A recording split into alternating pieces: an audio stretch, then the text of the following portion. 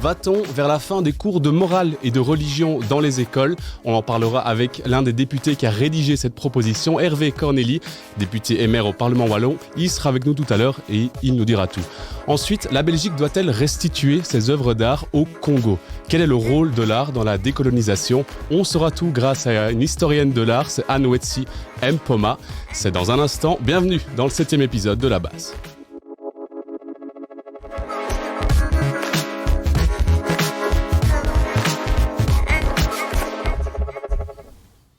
Salut à tous, hyper bien entouré, comme chaque fois. Bonsoir Brieux. Salut Manu. Première, je ne suis pas réflexe, Manu. Je m'appelle Indy. Bonjour Indy. Je remplace, c'est vrai, Manu pendant quelques temps. Il va très bien, on peut le dire. On peut le dire, il est dans le chat d'ailleurs, il dit salut l'équipe. Salut Manu. Voilà. Salut Manu. Voilà. Salut Indy, toi en vrai, en plateau. Je suis là et salut Hortense, comment ça va ? Ça va. On n'a jamais fait d'émission à nous deux. Non, c'est une première. Mais tu as déjà fait La Base quand c'était Manu et avec Brieux. Oui, exactement. Comment ça va ? Ça va très bien. Je suis tellement contente de ma première expérience que je reviens avec enthousiasme. Et en plus, elle n'est pas payée grand-chose. Ça nous arrange. Rien du tout. Pas grand-chose, voire pas du tout, effectivement. Je ne sais pas, moi je ne m'occupe pas de toutes ces questions d'argent. On nous dit salut Brieux, ben voilà, salut Manu. Le chat nous dit il y a une vraie ressemblance, faut dire. Moi et Manu il a plutôt des cheveux. Bon, il est plus difficile à détourer sur Photoshop, on va dire. Ouais, c'est ça. Et il a des lunettes. Enfin bref, c'est pas le même gars. Mais je suis quand même content d'être là. Déjà, avec vous, Brieux, toi t'es là toutes les semaines. Toutes les semaines, c'est pour ça qu'il y a des réflexes qui s'installent et puis après, pris par le stress du direct, il y a des... Tu stresses plus, toi, t'as fait combien de temps d'antenne là ? Ça fait la 7e et avant ça, tu as déjà fait du direct en télé. Oui, bien sûr. Non, mais c'est cool, mais il y a quand même des réflexes et j'ai écorché ton nom, on va dire ça comme ça. Ouais, c'est ça. C'est pas Manu, c'est Indy à 4 lettres près, c'est le bon prénom. Et toi, Hortense, tu fais partie de Civix, tu es aussi étudiante en Master 2 à Sciences Po. Déjà, c'est quoi Civix en un mot ?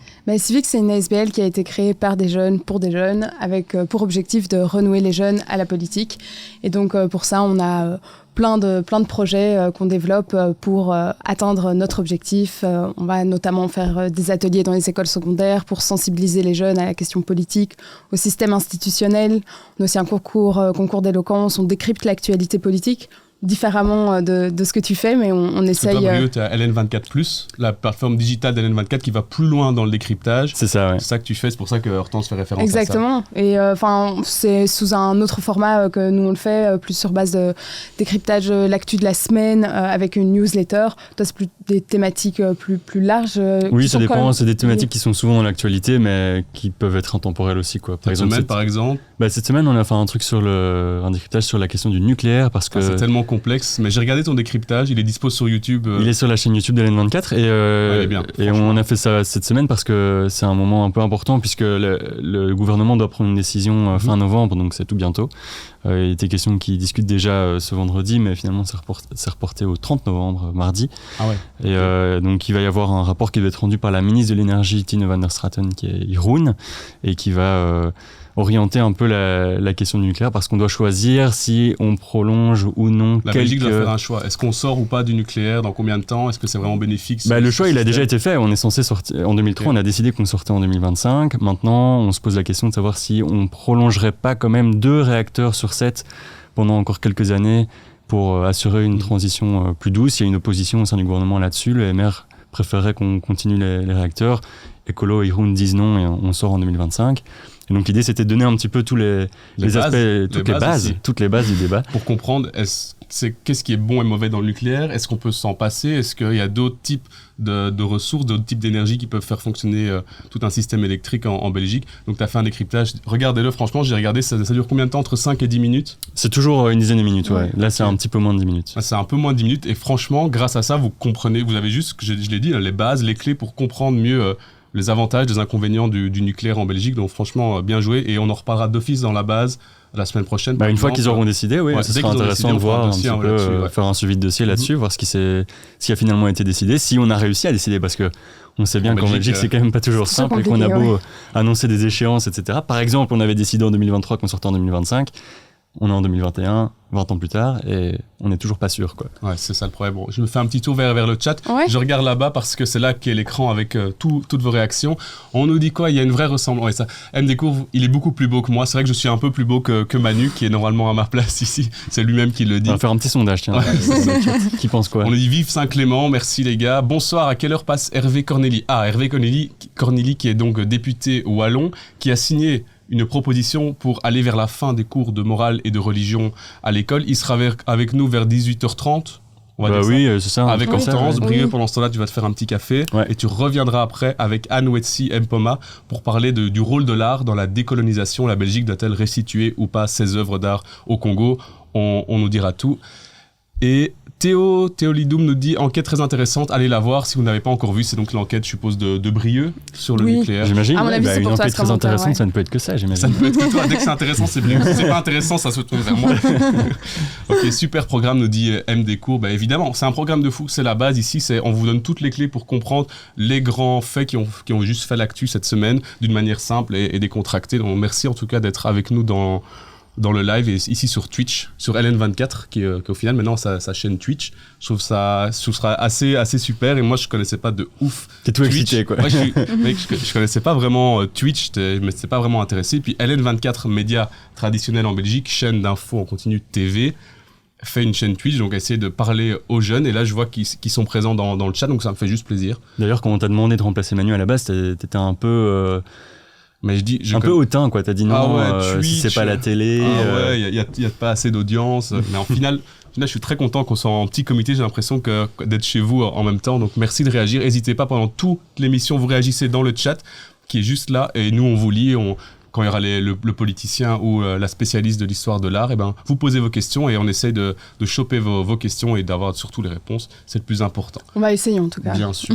Mais d'abord, je voudrais m'intéresser à la semaine d'Hortense. Qu'est-ce que tu as fait de beau cette semaine? Qu'est-ce que j'ai fait cette semaine? J'ai beaucoup de chance parce que je suis allée voir une amie à moi qui est en Erasmus à Rome. Oh, trop de chance. Et donc, c'était une super semaine. Ça a fait vraiment du bien. Et est-ce qu'il a fait beau? Parce qu'aujourd'hui, la journée qu'on a eue, là, je suis désolée, mais ouais, il a fait très beau. Oh. Désolée. Mais en soi, c'est quand même quelque chose d'un peu plus profond. C'est toujours l'occasion de voir un peu, genre, réellement comment ça se passe, l'Erasmus. L'Erasmus, je sais pas si tout le monde le sait, mais c'est un programme de l'Union européenne qui vise vraiment à se faire rencontrer les jeunes Européens à travers un programme d'échange universitaire, en fait, pour une durée de sûrement un quadrille en général. 3 mois ou 6 mois, parfois même 1 an, mais c'est plus rare.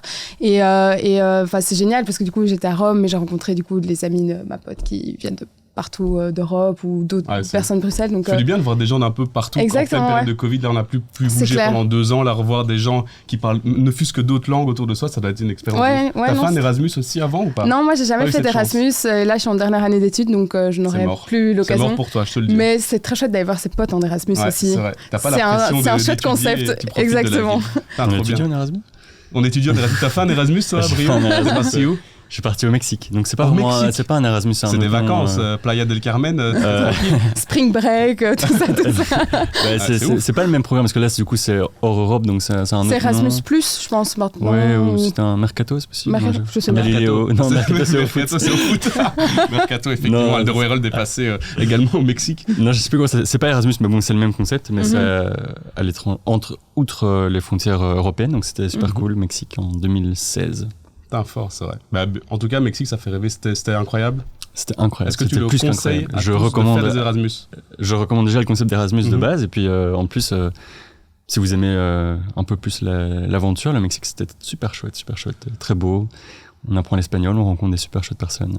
Ouais, c'est vrai. Et cette semaine, t'as fait des choses sympas? Ouais, cette semaine... La semaine passée, on va le rappeler, t'as découvert Orelsan, t'as regardé le docu, tu nous as dit regardez-le, il est ouf. Et effectivement, ça a donné l'envie à plein de gens de le regarder. Oui, j'imagine, un influenceur. Et tu as aussi regardé les films de Noël la semaine passée? J'ai aussi regardé les films de Noël. Cette semaine, il s'est passé quoi? Cette semaine, boulot. Et puis après, hier, j'ai organisé un concert. Non. Si. Tu chantes ou tu fais quoi? Je chante dans un groupe de chant. Mais je suis fan. Tu chantais quoi? C'est un groupe de chant a cappella, donc c'est un peu particulier comme style. Ouais, c'est sans instrument, c'est ça? Sans instrument, tout avec les voix. Il n'y a même pas une bande son derrière? Rien. Juste des voix? Juste des voix. Et vous êtes combien? 6. Putain, 6. On demande une démo, nous dit Anonyme il faut 88. il faut les 6. On est déjà 3, peut-être que 3, on peut faire quelque chose. On se lance, c'est parti. Et donc super cool, on a organisé ça. C'est un concert qui était prévu à la base 18 avril 2020. Ah ouais, qui n'a pas eu lieu. Tout arrive. T'avais 6 ans.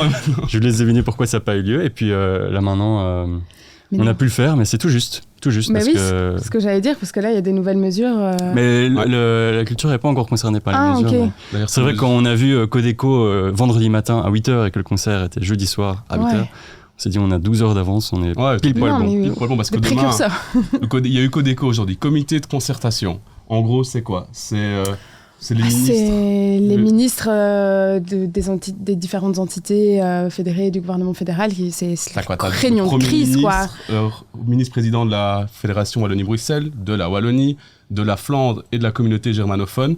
C'est genre tous les plus hautes têtes du pays qui se rassemblent. Et hop, plus les ministres concernés. Aujourd'hui, c'est la santé, évidemment, avec le Covid. etc. Donc, il y avait Frank Van den Broek.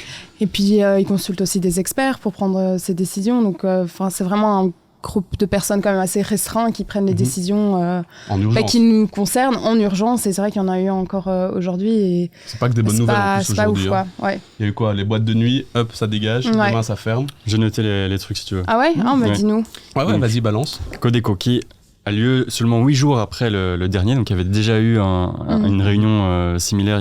Et celui-là, pardon, je te coupe 2 secondes, mais celui-là, ils ont prévenu hier qu'ils allaient faire un Codeco le lendemain à première heure. Ça veut dire, imaginez, nous, on est journalistes, on couvre à LN24 évidemment ce genre d'événement d'actu hyper important en Belgique. Du coup, le branle-bas de combat dans la rédaction ici, mais c'est le bordel, il y a tout le monde qui revient, on essaie d'avoir des invités, des gars sur le terrain, c'est un bordel c'est une organisation. D'ailleurs, l'équipe d'LN24 en télé aujourd'hui et au web a fait un travail exceptionnel. Toutes les infos Codeco sont sur le site d'LN24 de toute façon, mais je suis chaud qu'on les résume. Non, mais rapide résumé pour ceux qui ont pas suivi. Donc, ce qui est important de préciser, c'est que c'est un Codeco qui a eu lieu seulement 8 jours après le dernier. C'est assez rare parce que normalement, c'est quand même des grosses réunions, donc ils prennent des décisions qui ont normalement été faites pendant plusieurs semaines. Ici, ça montre un petit peu l'urgence de la situation. Tu l'as dit, ça a été décidé, ça a été annoncé seulement hier après-midi à la Chambre par le Premier ministre Alexander De Croo. Ça a eu lieu ce matin à 8h pile. Et hier soir, ils se sont retrouvés d'abord en comité restreint avec tous les ministres les plus importants déjà pour élaguer une première partie. Un cairn, voilà. Ouais. Ils ont déjà élagué une première partie. Là, maintenant, première heure, ils se retrouvent. Donc, ça montre un petit peu l'urgence de la situation parce que les paramètres du Covid sont très mauvais chez nous en Belgique. La situation, en termes de cas, est très impressionnante. On a eu des records battus en termes de détection de cas quotidiens, records battus sur l'ensemble de l'épidémie, donc même pas juste sur cette vaccine, mais sur l'ensemble de l'épidémie. La situation aux soins intensifs qui est très compliquée. J'y étais d'ailleurs cet après-midi pour un futur décryptage, petit teasing. Tu n'étais pas patient aux soins intensifs. Tu m'as non, j'ai eu un peu peur. Oui, j'étais cet après-midi aux soins intensifs, mais ça va mieux. J'ai oublié de dire, on s'est fait tester avant de faire cette émission parce que vous voyez, il n'y a pas de paroi, il n'y a pas de masque, mais on est tous négatifs. On vient de se faire tester et c'est le mieux. Et justement, avec ces mesures, on flippait aussi de devoir peut-être arrêter l'émission, mais ça ne nous concerne pas, heureusement. Du coup, concrètement, il y a eu quoi aujourd'hui comme mesure Oui, donc premièrement, une avancée sur la vaccination avec la décision de vacciner l'ensemble de la population avec une 3e dose.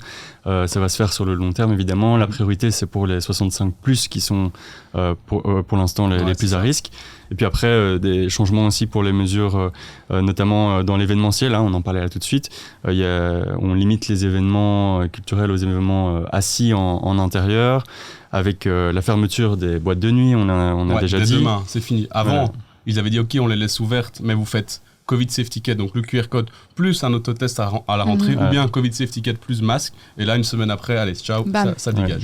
C'est vraiment plus possible. Horeca, fermeture à 23h. On nous le dit, d'ailleurs, Dargwendal Carcassonne nous dit les bars fermés à 23h. Je suis au fond et ça n'a aucun sens en plus. Après, c'est ça, le sens des mesures, ça c'est... On va peut-être pas... Chacun d'en juger. On va peut-être pas en débattre aujourd'hui. C'est vrai que du coup, Horeca ferme à 23h aussi. Horeca fermeture à 23h avec limitation à 6 personnes par table. Sauf pour les foyers, évidemment, enfin les bulles. Si tu as une famille de 7, tu peux aller à 7 quand même. Sinon, c'est 6. Voilà. Okay. Notre rédacteur en chef, par exemple, qui a une grande famille, pourra continuer à aller au Exactement, il a 14 enfants. On l'embrasse s'il nous regarde. Il y a eu quoi d'autre ? Les fêtes privées. Les fêtes privées, il y a des évolutions aussi. Donc les réceptions avec un traiteur, etc. sont interdites quand c'est en intérieur. Pour le sport, à l'intérieur, c'est sans public et en extérieur, c'est en respectant les distanciations sociales. Okay. Télétravail toujours 4 jours par semaine jusqu'à mi-décembre. Et puis le testing aussi il y a une petite modification parce qu'avant, il fallait se faire tester le premier jour à partir duquel on était considéré contact et le 7e jour. Mais ça, les centres de testing ont dit que c'était vraiment difficile à suivre puisque justement... Et les médecins aussi. On a vu qu'il y avait une explosion des cas détectés, donc ça veut dire aussi une explosion des tests réalisés. Donc là maintenant, pour les personnes vaccinées, c'est uniquement un test le 3e jour après avoir été déclaré cas contact. Et pour les non-vaccinés, c'est toujours 1 et puis 7 jours. Ok, des mesures qui sont valables jusqu'au 15 décembre, date du prochain comité de concertation où toutes les plus hautes têtes de la politique belge vont se réunir et j'espère annoncer des assouplissements pour Noël, qu'on passe des fêtes tranquilles, parce que l'année passée c'était une tannée les fêtes, on a dû faire ça en bulle, c'était horrible. J'en profite ici pour rappeler le numéro WhatsApp de l'émission. On a juste un téléphone là, Brieux, si tu veux bien me le donner. En gros, on a un téléphone de l'émission La Base. On a, et du coup, un numéro WhatsApp qui nous permet de parler avec vous pendant la semaine, de vous donner en primeur les invités et les sujets dont on va parler le vendredi. Et aussi, ça vous permet à vous de nous donner des idées de sujets et d'invités que vous voulez qu'on voit ici à La Base. Je vais vous donner le numéro. C'est tout simple. Peut-être qu'il va s'afficher à l'écran. Le Réal Martin me dit que oui, donc génial. Le bon cette fois. Ouais, le bon numéro qui s'est planté, ça lui a coûté 200 balles. Alors, le numéro WhatsApp de La Base, 0474 85 19 83. Et il est bon, Martin. Martin me fait un petit pouce. Ok, c'est top. Donc tu peux rappeler un peu le concept parce que c'est pas. Vas-y. On doit chaque fois rappeler parce qu'il y a quand même une grosse inquiétude, c'est que ce soit un groupe WhatsApp. Parce que j'ai l'impression qu'il y a une phobie des groupes WhatsApp. Tous ces messages. Où on se fait spammer dans des trucs, etc. Ici, c'est pas du tout le concept.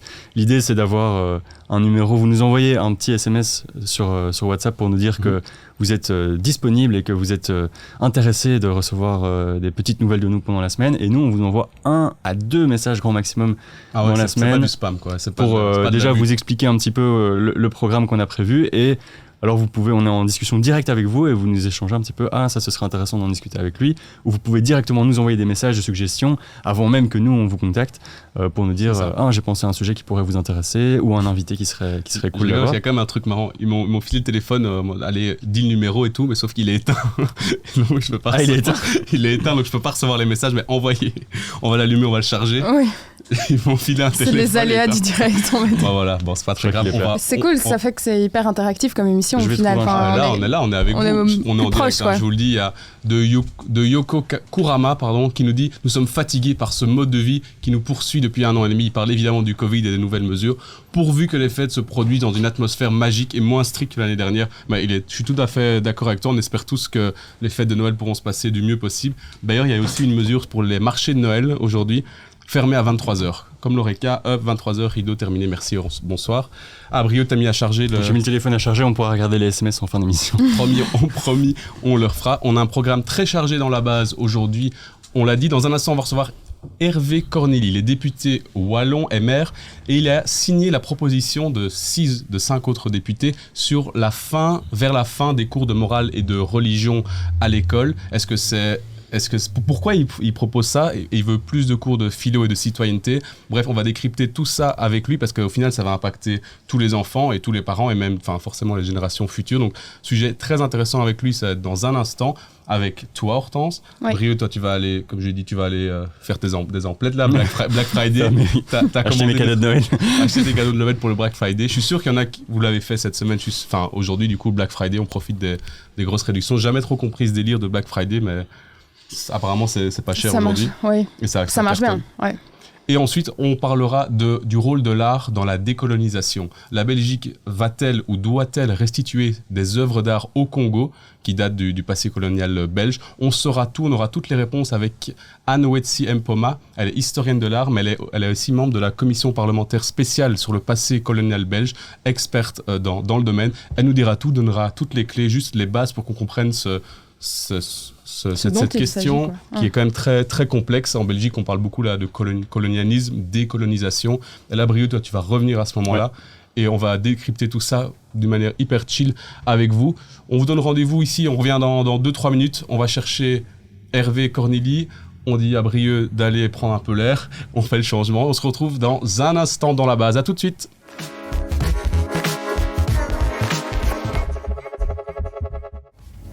Va-t-on vers la fin des cours de morale et de religion dans les écoles francophones en Belgique? C'est une question qui a fait très fort l'actu cette semaine et on en parle avec vous dans un instant. Hervé Cornély, député wallon et signataire de cette proposition. On rappelle, ce n'est qu'une proposition pour l'instant. Pourquoi la faire et pourquoi la faire maintenant? On saura tout. Bienvenue dans cette deuxième partie de La Base.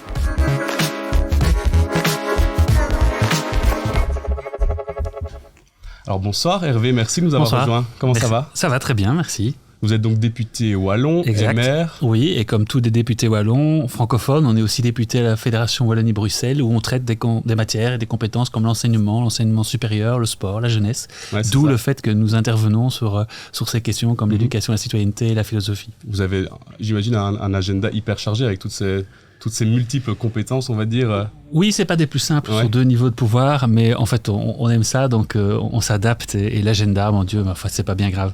Ouais, c'est pas le plus important. On rappelle qu'on s'est fait tester. Vous êtes fait tester, vous Exactement, confirmez. Tout à négatif. Fait. Négatif, tout Toujours à fait. négatif. Oui, je pense. Depuis 5 minutes, j'espère Donc bien. c'est pour ça que je répète, on a enlevé le masque. On est proche en studio, mais au moins on est safe.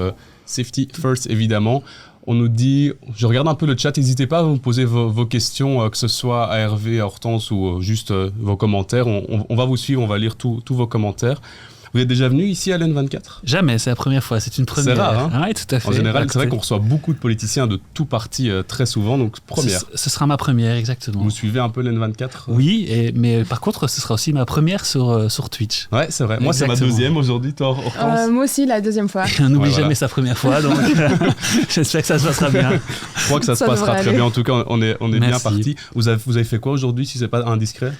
J'ai travaillé chez moi notamment, en vidéoconférence avec la réunion avec la team, avec mes collaborateurs pour traiter la semaine, évoquer la semaine qui vient notamment. Ouais. C'est quoi un peu le quotidien d'un parlementaire? Alors en général, que ce soit à Bruxelles ou à Namur, vous faites les 2 premiers jours de la semaine dans les commissions, donc pour un peu faire simple, par compétences, sont des groupes de travail finalement, où vous creusez déjà les textes. À l'école, quand on avait des travaux de groupe, on se réunit en petits groupes, c'est un petit peu ça. Et puis vos collègues en plénière qui se rassemblent le mercredi font confiance sur votre travail spécialisé que vous avez fait 10 à 15 jours avant. Vous traitez les textes, au-delà des groupes de travail comme le nôtre qui a proposé cette idée qui nous amène aujourd'hui à débattre ici. On nous dit déjà, il y a déjà des réactions sur le sujet dont on va parler aujourd'hui, de Yoko Kurama qui nous dit il y a de nombreuses thématiques absentes des cours actuels, dont la philosophie, mais elle n'est pas totalement absente, on le verra peut-être avec vous dans 2-3 minutes, mais aussi le fonctionnement administratif de notre société. C'est peut-être là des cours de citoyenneté, politique et citoyenneté, on verra vraiment qu'est-ce que ça englobe au final. Avant de devenir parlementaire, vous avez fait des études Sciences Po, comment on devient un parlementaire? On ne devient pas parlementaire par hasard parce qu'effectivement on milite et on est candidat et on est élu d'une manière ou d'une autre, mais j'ai effectivement fait ces études-là. Pas Sciences Po, oui, j'ai fait des candis et bacheliers en économie et gestion pour tout savoir. Et comme ça me donne aussi de portes d'entrée de 2 analyses différentes. Et oui, j'ai notamment travaillé dans l'inclusion, le secteur du sport pour personnes handicapées. J'ai un peu travaillé comme collaborateur parlementaire et puis ensuite, j'ai eu l'occasion de le devenir moi-même en remplacement d'un ministre qui vient souvent d'ailleurs sur LN24, le ministre Cruc. Jean-Luc Cruc, ministre des Aéroports. Notamment en Wallonie, effectivement, du budget et des finances, qui est un gros dossier actuellement. MR également. Oui, tout à fait. C'est ça. Et avant, j'ai un peu parcouru votre bio, vous avez été à un poste à responsabilité au niveau communal à 21 ans. Oui, j'ai été élu à 21 ans. Moi, à 21 ans, je jouais à la PlayStation. Donc, vous étiez déjà... Vous étiez quoi? Je l'ai noté conseiller ici. Communal à 21 ans. Je suis devenu échevin, puis premier échevin. De quelle ville? Lausanne-Hainaut, c'est entre Tourné-Hâte, la Wallonie-Picard, c'est un petit peu loin. J'ai failli pas arriver à cause de la mobilité. Ah ouais. Mais voilà, je suis là. Un vrai ennuyé. Oui, bien sûr. Vous êtes né à Tournai? Je la suis totalement, oui, à Tournai. Okay. Ouais. Et puis commune, Lausanne-Hainaut, c'est ça? Exactement. Juste à côté. Je suis certain que beaucoup d'entre vous connaissez, c'est une ville bien connue pour les brasseries notamment. Oh, est-ce que vous connaissez les brasseries de Lausanne-Hainaut? Il y a quelle bière connue? Écoutez, si vous aimez les blondes non filtrées, vous pouvez aimer par exemple la moinette de la brasserie du Pont ou la cuvée des Trolls, la brasserie du Buisson. Je m'en voudrais pas citer. La cuvée des Trolls, elle est assez exactement, connue. ouais. Je m'en voudrais pas citer la brasserie à vapeur, la seule unique brasserie à vapeur au monde. dans le village de Pipé, à visiter si vous aimez la bière. Avec modération, évidemment. Qui vient d'être classée. Ah oui? Exact. Bon, on la goûtera avec modération. On nous dit dans le chat, j'ai 28 ans, je joue toujours à la PlayStation et j'abandonne pas mes ambitions de Premier ministre. Vous avez raison. Crois en tes rêves, Indy. Ben voilà, mais merci, j'y crois. Je préfère que ma vie sache comment remplir une fiche de contribution que le fonctionnement du cosinus dans le théorème de Thalès. On parlera, va-t-on vers la fin des cours de morale et de religion pour remplacer par des cours de citoyenneté et de philosophie. C'est l'objet de la discussion qu'on aura aujourd'hui, donc merci pour vos commentaires. C'était d'ailleurs assez tendu à Leuze-en-Hainaut dans le groupe MR, non? On nous dit. Ah. Oui, effectivement. Quelqu'un de renseigné, là. Anonyme 88. Oui, tout à fait. Non. Passe quoi? C'est un groupe humain, donc forcément, il y a toujours des tensions, mais c'est du passé. Donc, c'est la raison pour laquelle je ne suis pas plus mandataire communal en ce qui me concerne. C'est ça, on ne peut pas être au niveau communal et au niveau parlementaire? Si on le peut, mais c'est réservé en Wallonie, en tout cas, à 25% des députés pour éviter qu'il y ait un cumul. Et c'est bien naturel qu'on demande à un député de se consacrer à l'échelon de pouvoir pour lequel il est élu. Donc, je ne fais pas partie des 25% de députés qui cumulent. Souvent, vous avez des députés bourgmestres et ça dépend du taux de pénétration, c'est-à-dire du nombre de voix que vous faites sur 100 électeurs, enfin le pourcentage de voix que vous faites sur 100 électeurs. Voilà. Et donc là, vous êtes député wallon. Exact. Vous siégez également en Fédération Wallonie-Bruxelles. Exact. Là, je me tourne un peu vers Hortense. C'est normal d'avoir ça en Belgique, d'être en même temps dans la Fédération Wallonie-Bruxelles et en Wallonie? Exactement. En fait, il y a 94 membres au Parlement de la Fédération Wallonie-Bruxelles, qu'on appelle comme ça dans le langage courant, si je puis dire, parce qu'officiellement dans la Constitution, c'est toujours la communauté française. Exact, Et donc, il y a 94 membres au sein de ce Parlement. Et en fait, il y a 75 membres qui sont issus du Parlement wallon et 19 du Parlement de la région de Bruxelles-Capitale. Ce qui fait 94. Et donc, je trouve que ça illustre assez bien pourquoi la communauté française s'appelle maintenant la Fédération Wallonie-Bruxelles. On voit vraiment là que les membres de son Parlement viennent du Parlement wallon et du Parlement de la région de Bruxelles-Capitale. Et ça fait sens. Ça avait un sens aussi de matérialiser par l'appellation le lien entre les francophones de ce pays, parce que communauté française de Belgique, c'est assez trompeur. En fait, on n'est pas français, on est francophone, peut-être francophile. Mais je pense que c'était important de le faire dans un contexte où l'identité est importante dans ce pays. Ouais, ça c'est sûr. On nous dit dans le chat, nous avons une région riche en bonnes choses. Je suppose qu'il parle de votre région dans le Hainaut. Je suis de Belleuil. Ouais. Et mon régime tourne souvent de l'œil. Peut-être qu'il fait référence aux bières et aux brasseries dont on est parlait. Deux alors. Si on se laisse aller, on le paye assez vite sur le pèse-personne. Ça, on nous dit également Indy, la calculette humaine, évidemment, 79 plus... Mince, j'ai oublié. Ah, c'est déjà foutu. 75 plus 19. 94. 94, exactement. Ce chiffre. On a compris évidemment du coup pourquoi vous êtes dans les deux parlements. Pourquoi vous êtes engagé en politique ? Parce que, en fait, ça peut paraître tout à fait bateau, mais vous pouvez être témoin des choses où, à un moment donné, vous dites je me mouille un petit peu et je suis acteur, tout simplement. C'est ça que ça peut paraître bateau? Est-ce qu'on peut se mouiller? Oh, joli. Je l'arrête. C'était trop. Non, je vous ai tendu le bâton, donc allez-y. Okay. Non, mais c'est vraiment ça, donc tout simplement, et à un moment donné, si vous estimez que les choses ne fonctionnent pas, et je suis un peu plus vieux que vous, on ne dira pas mon âge, mais je me suis engagé. On peut le dire, hein. Allez-y, de toute façon, 42 ans. Non, mais voilà. Je me suis engagé dans une période où, en Belgique, il y avait pas mal de crises. Il y a eu la crise la crise en fait suite à la disparition de mineurs, la crise de la justice, la crise de la police, la crise de la dioxine. On était vraiment dans une période, une décennie où on allait de crise en crise, et le citoyen en avait globalement marre, et des manifestations comme. Donc vous vouliez agir. Oui, tout simplement. Voilà. Okay. Et j'ai commencé par le niveau communal parce que c'est l'essence de l'engagement politique pour moi. C'est le plus proche des gens. Voilà. En général, et c'est là où on est souvent le plus efficace et le plus concret. C'est plus concret que maintenant que vous êtes totalement, oui, totalement. Oui. Ici, bien, le sujet qui nous rassemble aujourd'hui peut changer effectivement le quotidien des écoliers et des élèves demain, mais c'est un horizon tant plus long. Dans une commune, vous avez décidé de refaire un trottoir, de repeindre le local associatif. Vous avez directement un résultat plus concret, plus tangible. Nous, on discute de sujets fondamentaux, importants pour la société. Ça met un peu plus de temps à être mis en place parce qu'il y a aussi peut-être parfois aussi plus de visions différentes qu'il faut réussir à réunir et dans un texte commun. C'est pas toujours facile. On nous dit Yoko Kurama qui est très actif ou active. Il est vrai que que la politique m'a parfois attiré, mais j'ai peur de ne pas avoir assez de sang-froid. Évidemment, il en faut. Là, vous venez de l'évoquer. Évidemment, ça peu de distance qu'il faut parfois, de recul et laisser le temps faire les choses. Il faut parfois que les choses retombent pour en cerner l'essentiel. Vous êtes du coup député MR. Ça a toujours été le MR. Pourquoi le mouvement réformateur ? Oui, alors en fait... Donc c'est libéral de droite, c'est ça ?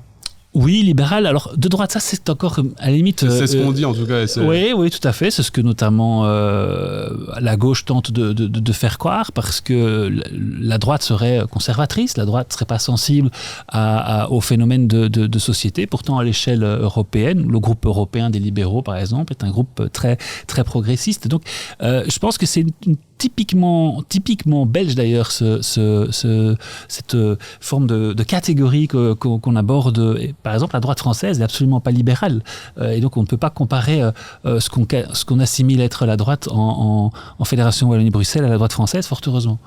Et donc, pourquoi vous avez choisi le MR ? Oui, parce que moi, j'ai des origines flamandes. Mes 4 grands-parents étant flamands, ils sont venus habiter en Wallonie dans le milieu rural. Et vous me direz, pourquoi ? Je me suis jamais satisfait de l'évolution sociale de la Wallonie et économique. Je pense qu'on peut faire mieux. Et là, pour partie, je crois que c'est parce qu'on a été insuffisamment libéral de nombreuses années en Wallonie. Et aussi parce que la vision que j'ai de l'individu me rapproche des libéraux. J'ai la foi dans l'homme, avec un grand H, les hommes et les femmes évidemment, à se saisir leur destin, leur responsabilité, à agir pour que ça aille mieux, mieux pour eux, mais aussi de manière responsable pour la société. Donc oui, non, c'est l'idée que je me fais de l'individu, de son rôle, qui m'a poussé chez les libéraux. On nous pose pas mal de questions, ça fait réagir. Le MR, apparemment. Le MR, le président de votre parti, est-ce qu'il est progressiste selon vous ? Donc Georges-Louis Boucher, président du mouvement réformateur, est-ce qu'il est progressiste selon vous ? À partir du moment où on remet la valeur liberté au cœur des échanges que l'on l'a peut-être trop souvent oublié. Moi, je crois que oui, nous voulons véritablement, et le nom même de notre parti, c'est le faire bouger, c'est progresser, c'est avancer, au profit de tout le monde, au profit certes de l'individu. On ne croit pas dans la superstructure, de la collectivité. On pense plus que, effectivement, la liberté, elle est de nature à faire évoluer les gens. Alors bien sûr, tout le monde ne saisit pas les opportunités de la même manière et il faut veiller à une égalité des chances pour que tout le monde puisse au moins avoir la même possibilité de progresser. Mais foncièrement, la liberté, elle émancipe les hommes et les femmes. Donc, du coup, Georges-Louis Boucher est progressiste. Oui, comme ça, aucun doute là-dessus. Bien. Mais je confirme effectivement, parce que je vois effectivement, la droite française n'est absolument pas libérale. On nous dit ça, le MR, la droite française est-elle libérale ? Est-ce qu'elle est libérale pour vous ? Non, je suis gêné. Je suis gêné que, notamment, on puisse, dans la tête des Wallons, croire que nous sommes proches de la droite française, la droite Béré-Camembert française. C'est attristant de voir le niveau du débat. C'est comme ça que la droite française, c'est Béré-Camembert ? Éric Ciotti, c'est quoi d'autre que ça ? Non, franchement, les plus libéraux en France sont dans le groupe de M. Macron, tout simplement, du président. Donc la droite française n'est pas libérale, ça c'est certain, elle n'arrive pas à se saisir. La manière dont elle traite les sujets sociétaux, c'est affligeant. Un libéral est progressiste sur les sujets sociétaux. Ok, on aura en tout cas des réponses à toutes les questions. On nous dit aussi, le maire est toujours aussi libéral aujourd'hui qu'à vos débuts. Décidément, ça fait réagir. Oui, manifestement. Anonyme 88, donc qui était déjà bien informé de la situation lezoise. Moi, je pense justement qu'on remet la liberté au cœur du message, plus que par le passé. Donc, j'ai aucun doute sur l'évolution libérale de notre groupe.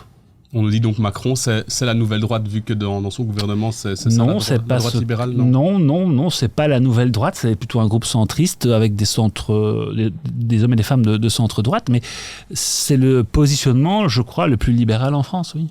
Ok. Une dernière chose dans votre parcours qui m'avait... On continue à réagir. Macron, c'est le modèle aujourd'hui pour Georges-Louis Boucher. On posera peut-être la question à Georges-Louis Boucher. Oui, voilà, c'est mieux de lui demander, oui. Tant que nous n'avons pas un candidat comme Monsieur Zemmour, ça me va, nous dit de Yoko Kurama. Sinon, je devrais m'appeler Jean, même si mon prénom ne me plaît pas vraiment non plus. C'est vrai que cette personne fait allusion à Monsieur Zemmour qui prône les prénoms du calendrier. Avec des grossières erreurs historiques d'ailleurs. Ouais, ça, c'est évidemment un autre débat. Du coup, je disais, vous avez participé aux Jeux paralympiques de Londres en 2012. En tant qu'athlète ? Non, j'aurais aimé, mais non, c'est pas le cas. Non, j'ai l'esprit sportif, je suis pas suffisamment bon parce On se ressemble. Les athlètes qui vont aux Jeux paralympiques sont des sportifs à part entière avec un talent phénoménal. C'est exceptionnel. Hein. Oui, tout à fait. D'Olympiade en Olympiade, de Paralympiade en Paralympiade, ça évolue et les équipes qui encadrent ces sportifs se professionnalisent de manière remarquable. Et donc, oui, je suis allé à Londres. C'était une expérience formidable. On s'en souvient toute sa vie. Oui, quand vous entrez dans un stade olympique où il y a 80 000 personnes qui applaudissent l'entrée de la délégation belge en l'occurrence, ça vous donne la chair de poule. Et en regardant encore les images, j'en ai encore cette chair de poule parce que c'était formidable. Et c'est bien la preuve, quand des gens s'investissent 3 ans dans l'inclusion, dans le handicap, c'est bien la preuve qu'il y a des libéraux très sociaux, très sociétaux et qui ont envie de faire avancer les choses parce que c'est une question aussi d'égalité des chances et d'égale opportunité. On nous dit Monsieur Cornely est un bon coureur et une personne très investie dans ses projets. Peut-être quelqu'un vous avez des fans, hein? Quelqu'un qui vous connaît, qui vous suit. Donc à part, oui, non, bon coureur, ça c'est, il faudrait regarder mes temps, cher Yoko Kurama. Vous faites un peu de jogging. Mes temps sont mauvais. En plus, ces derniers temps, comme j'ai été souvent en réunion, peu d'entraînement, la moyenne baisse. Mais oui, j'essaie d'être investi, même quand je cours, même si les temps sont pas spécialement bons, mais je veux pas. On l'imagine bien. Voilà. Comme tout le monde, on fait de son mieux. Vous êtes aussi membre de la commission enseignement.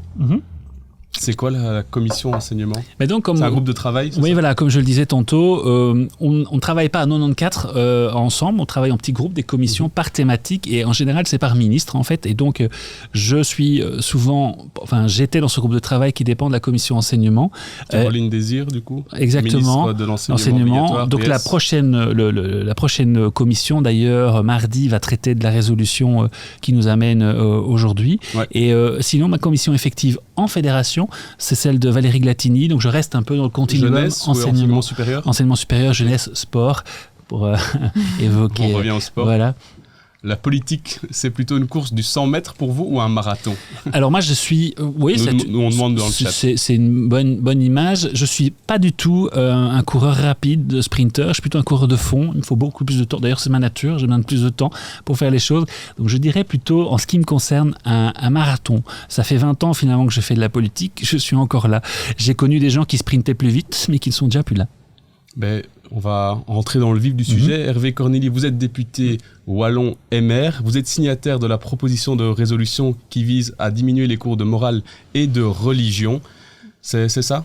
Diminuer les cours de morale. Les supprimer carrément ? Les supprimer. Il ne faut pas compter sur le mouvement réformateur pour, comme ça, décréter urbi et orbi qu'on va supprimer les cours de morale et de religion. Par contre, il y a une réflexion qui est en cours depuis de nombreuses années sur la société que l'on veut, tout simplement, en se demandant si les écoliers et les étudiants, les élèves et les étudiants ont les outils finalement pour comprendre la société qui évolue quant à sa diversité, quant aux questions de genre, quant à la responsabilité que l'on a, la responsabilité individuelle, mais la responsabilité par rapport aux autres.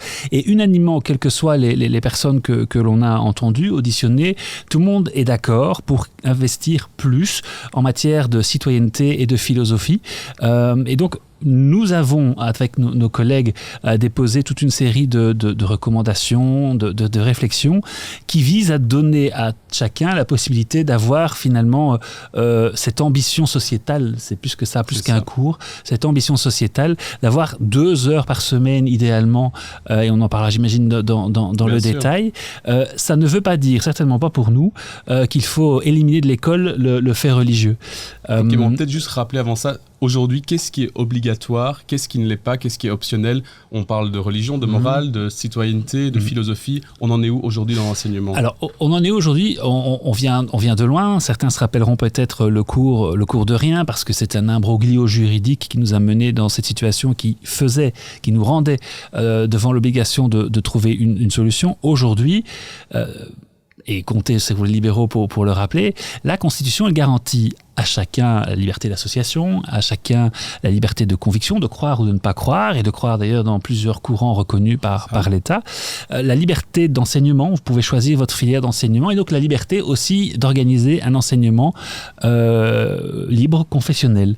Et nous sommes dans un pays où selon le projet pédagogique que vous choisissez. Vous avez tantôt, globalement, 2 heures de religion dans lesquelles je suis certain qu'on évoque d'ores et déjà des concepts comme la citoyenneté, moins la philosophie, évidemment, parce que c'est un projet pédagogique engagé dans une philosophie, donc on est probablement plus dans les thématiques donc de la on a des cours de religion, par exemple toi Hortense, tu me disais que t'en avais eu dans les écoles dites catholiques, les écoles Saint-Hubert, Saint-Michel, Saint-André. Par exemple. Toi, tu as eu des cours de religion? Oui, moi j'ai toujours eu des cours de religion du coup. Mais c'est vrai qu'en discutant tout à l'heure, on échangeait par rapport à ça. Moi, je me rends compte que sur les dernières années de secondaire, on parlait de moins en moins de religion et d'analyse de textes bibliques ou des choses qu'on avait pu avoir dans le passé, mais ce cours s'ouvrait de plus en plus vers des thématiques plus philosophiques, de vivre ensemble, de citoyenneté. Donc il y a déjà une transition qui s'opère, sans que ce soit officiel, j'ai l'impression. C'est possible, je suppose, ça dépend des écoles, si la constitution est assez large, comme vous l'avez dit, chacun peut un peu adapter à sa sauce. C'est un peu ça, et c'est aussi pour ça que le législateur estime qu'il faut encourager cette éducation qui peut prendre la forme d'un cours, plus largement la généraliser parce qu'on considère que c'est indispensable à la société d'aujourd'hui. C'est pour ça qu'aujourd'hui vous avez créé une commission et que vous êtes intéressé à ce sujet vers la fin ou la diminution des cours de morale et de religion. C'était essentiel de le faire maintenant? Oui, on croit que oui. En tout cas, nous estimons dans la DPC que c'est un vrai pas en avant pour la société, et on ne serait pas complet si on se limitait à l'enseignement libre, parce qu'aujourd'hui, vous avez la garantie de pouvoir choisir votre enseignement, et à charge d'ailleurs, et d'un enseignement religieux ou de morale qui vous est offert à charge de la communauté. Et donc dans l'enseignement officiel, parce qu'on n'a pas évoqué ce cas-là, vous avez déjà la possibilité de choisir. Différents réseaux d'enseignement en Belgique, c'est assez compliqué. Là, j'ai envie de me retourner vers toi, Hortense. Vous avez parlé de l'enseignement officiel, confessionnel, non confessionnel, libre. On peut faire le point peut-être là-dessus? Oui, on peut faire le point. C'est vrai que c'est dur de s'y retrouver, même en tant qu'élève, ou même en tant que parent, j'imagine. Tu n'es pas encore parent? Non, je ne suis pas encore parent. Mais moi, je pense que ce qui est très intéressant, c'est de revenir aussi un peu historiquement comment ça s'est passé. Vous avez parlé de la Constitution, de la liberté d'enseignement. C'est vrai que historiquement, c'est une liberté qui a été inscrite dans la Constitution dès 1831 pour que chaque personne puisse, chaque pouvoir organisateur puisse organiser un enseignement en phase avec sa façon de penser. Son projet de société. Son projet de société. Et on observe que très rapidement, dans l'histoire de la Belgique, il y a eu énormément de conflits autour de cette question. Et c'est pour ça que c'est intéressant d'en reparler aujourd'hui. C'est qu'en fait, il y a un réel clivage encore aujourd'hui dans la société belge par rapport à ces questions de religion, d'enseignement et le lien entre les deux. Et c'est finalement le pacte scolaire en 1956, si je ne me trompe pas, qui a mis fin à tous ces débats qui étaient assez virulents. On ne parle pas de contradiction. Non, ça a été très violent. Vous y étiez? Non, je n'y étais pas. Nous non plus. J'ai 42 ans, je dis. Mais il y a même un moment où les relations diplomatiques entre le Vatican et la Belgique ont cessé tellement le débat était virulent, et du coup, comme je disais, le pacte scolaire finalement a vu le jour. Et là, on a vraiment acté le fait qu'il allait avoir des réseaux d'enseignement différents, l'enseignement officiel et l'enseignement libre, qui ensuite est divisé encore en sous-sections. Officiel, c'est passé l'enseignement public? Oui, qui est organisé et financé par les pouvoirs publics, tout à fait. Oui. Exactement. Et mais vous en parlerez encore mieux, je pense, de toutes ces sous-sections. C'est dur de s'y retrouver. C'est compliqué, mais du coup, j'ai envie de savoir, cette proposition de résolution que vous faites, qui vise à renforcer les cours de philo et de citoyenneté, on le rappelle, elle est pour tous les enseignements en Belgique? Elle est pour qui? Qui va être touché si cette proposition passe? Alors, notre ambition, effectivement, c'est que l'éducation, on parle bien de l'éducation à la philosophie, la citoyenneté, soit élargie de manière à ce que chacun des élèves et des écoliers ait l'occasion, finalement, d'être sensibilisé, formé à toute une série de thématiques qui sont intéressantes pour la société de demain. Mais parce qu'on tient compte de l'historique, parce qu'on ne va pas révolutionner les choses du jour au lendemain, il faut tenir compte de la réalité actuelle. Et donc, nous avons, pour ce qui concerne l'enseignement officiel, la volonté d'aller d'1 heure de cours à 2 heures, parce qu'aujourd'hui, vous avez Pour l'instant, on a 1 heure de cours d'éducation, philosophie et citoyenneté. Vous voulez donc élargir ça à 2 heures? Exactement, mais il y a aussi en parallèle l'offre de cours de religion et morale qui existe aussi dans l'officiel, puisque c'est une exigence que l'on a à l'égard de l'officiel, c'est de proposer et les religions ou la morale laïque à celles et ceux qui sont inscrits dans leur réseau. Et c'est toute l'ambiguïté ou la difficulté, c'est que si on raisonne à cadre constant, par exemple, de la grille horaire, si vous augmentez d'1 heure de cours l'éducation par un cours cette fois... Du coup, il faut enlever autre part. Voilà, et du coup, votre proposition, c'est d'enlever des cours de morale et de religion. Alors, dans la tête de bon nombre de personnes, c'est finalement...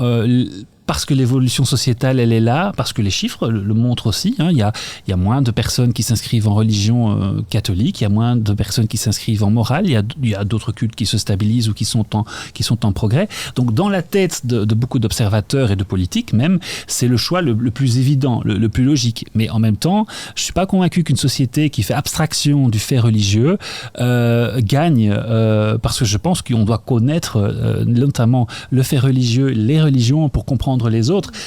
On ne peut pas gagner en citoyenneté et en philosophie en excluant ce fait. D'ailleurs, la résolution que nous avons mise sur la table, elle propose de renforcer le référentiel du cours d'éducation à la citoyenneté et à la philosophie par une perspective historique et sociologique des religions. Ce que vous évoquiez tantôt et que bon nombre de profs font déjà d'initiatives. Ça, on nous dit dans le chat, j'aurais aimé avoir des cours de religion pour comprendre les mécanismes spirituels de millions de gens, et c'est également une part absolument colossale de l'histoire. Je trouve ça un peu facile de faire l'autruche en brandissant l'argument c'est conflictuel, donc on n'y touche pas. M. Descours nous dit oui, et enlever ces cours, est-ce que c'est pas aussi le risque de cloisonner encore plus les différentes religions et leurs fidèles? Ces cours de religion, est-ce que ça permet pas de créer du lien interconvictionnel? C'est d'ailleurs un peu ce que l'opposition vous dit, donc j'ai envie qu'on remette un peu les bases. Vous êtes 6 députés à avoir fait une proposition, à avoir travaillé plus d'1 an. Oui. C'est les députés de la majorité, donc exact. PS, vous, MR et Écolo. Ouais. Et dans l'opposition, il y a notamment Défi et CDH. Et eux, effectivement, ils rejoignent un peu M. Descours. Est-ce que ces cours de religion, est-ce que ça ne permet pas de créer du lien interconvictionnel qu'on perdrait avec votre proposition? Alors, je rappelle que c'est l'inverse actuellement. Aujourd'hui, pour aller poursuivre le cours de religion que vous avez choisi ou vos parents, vous êtes séparés. On vous sépare en groupe. Est-ce qu'on crée du lien quand on sépare les élèves, les écoliers? Nous ne le croyons pas.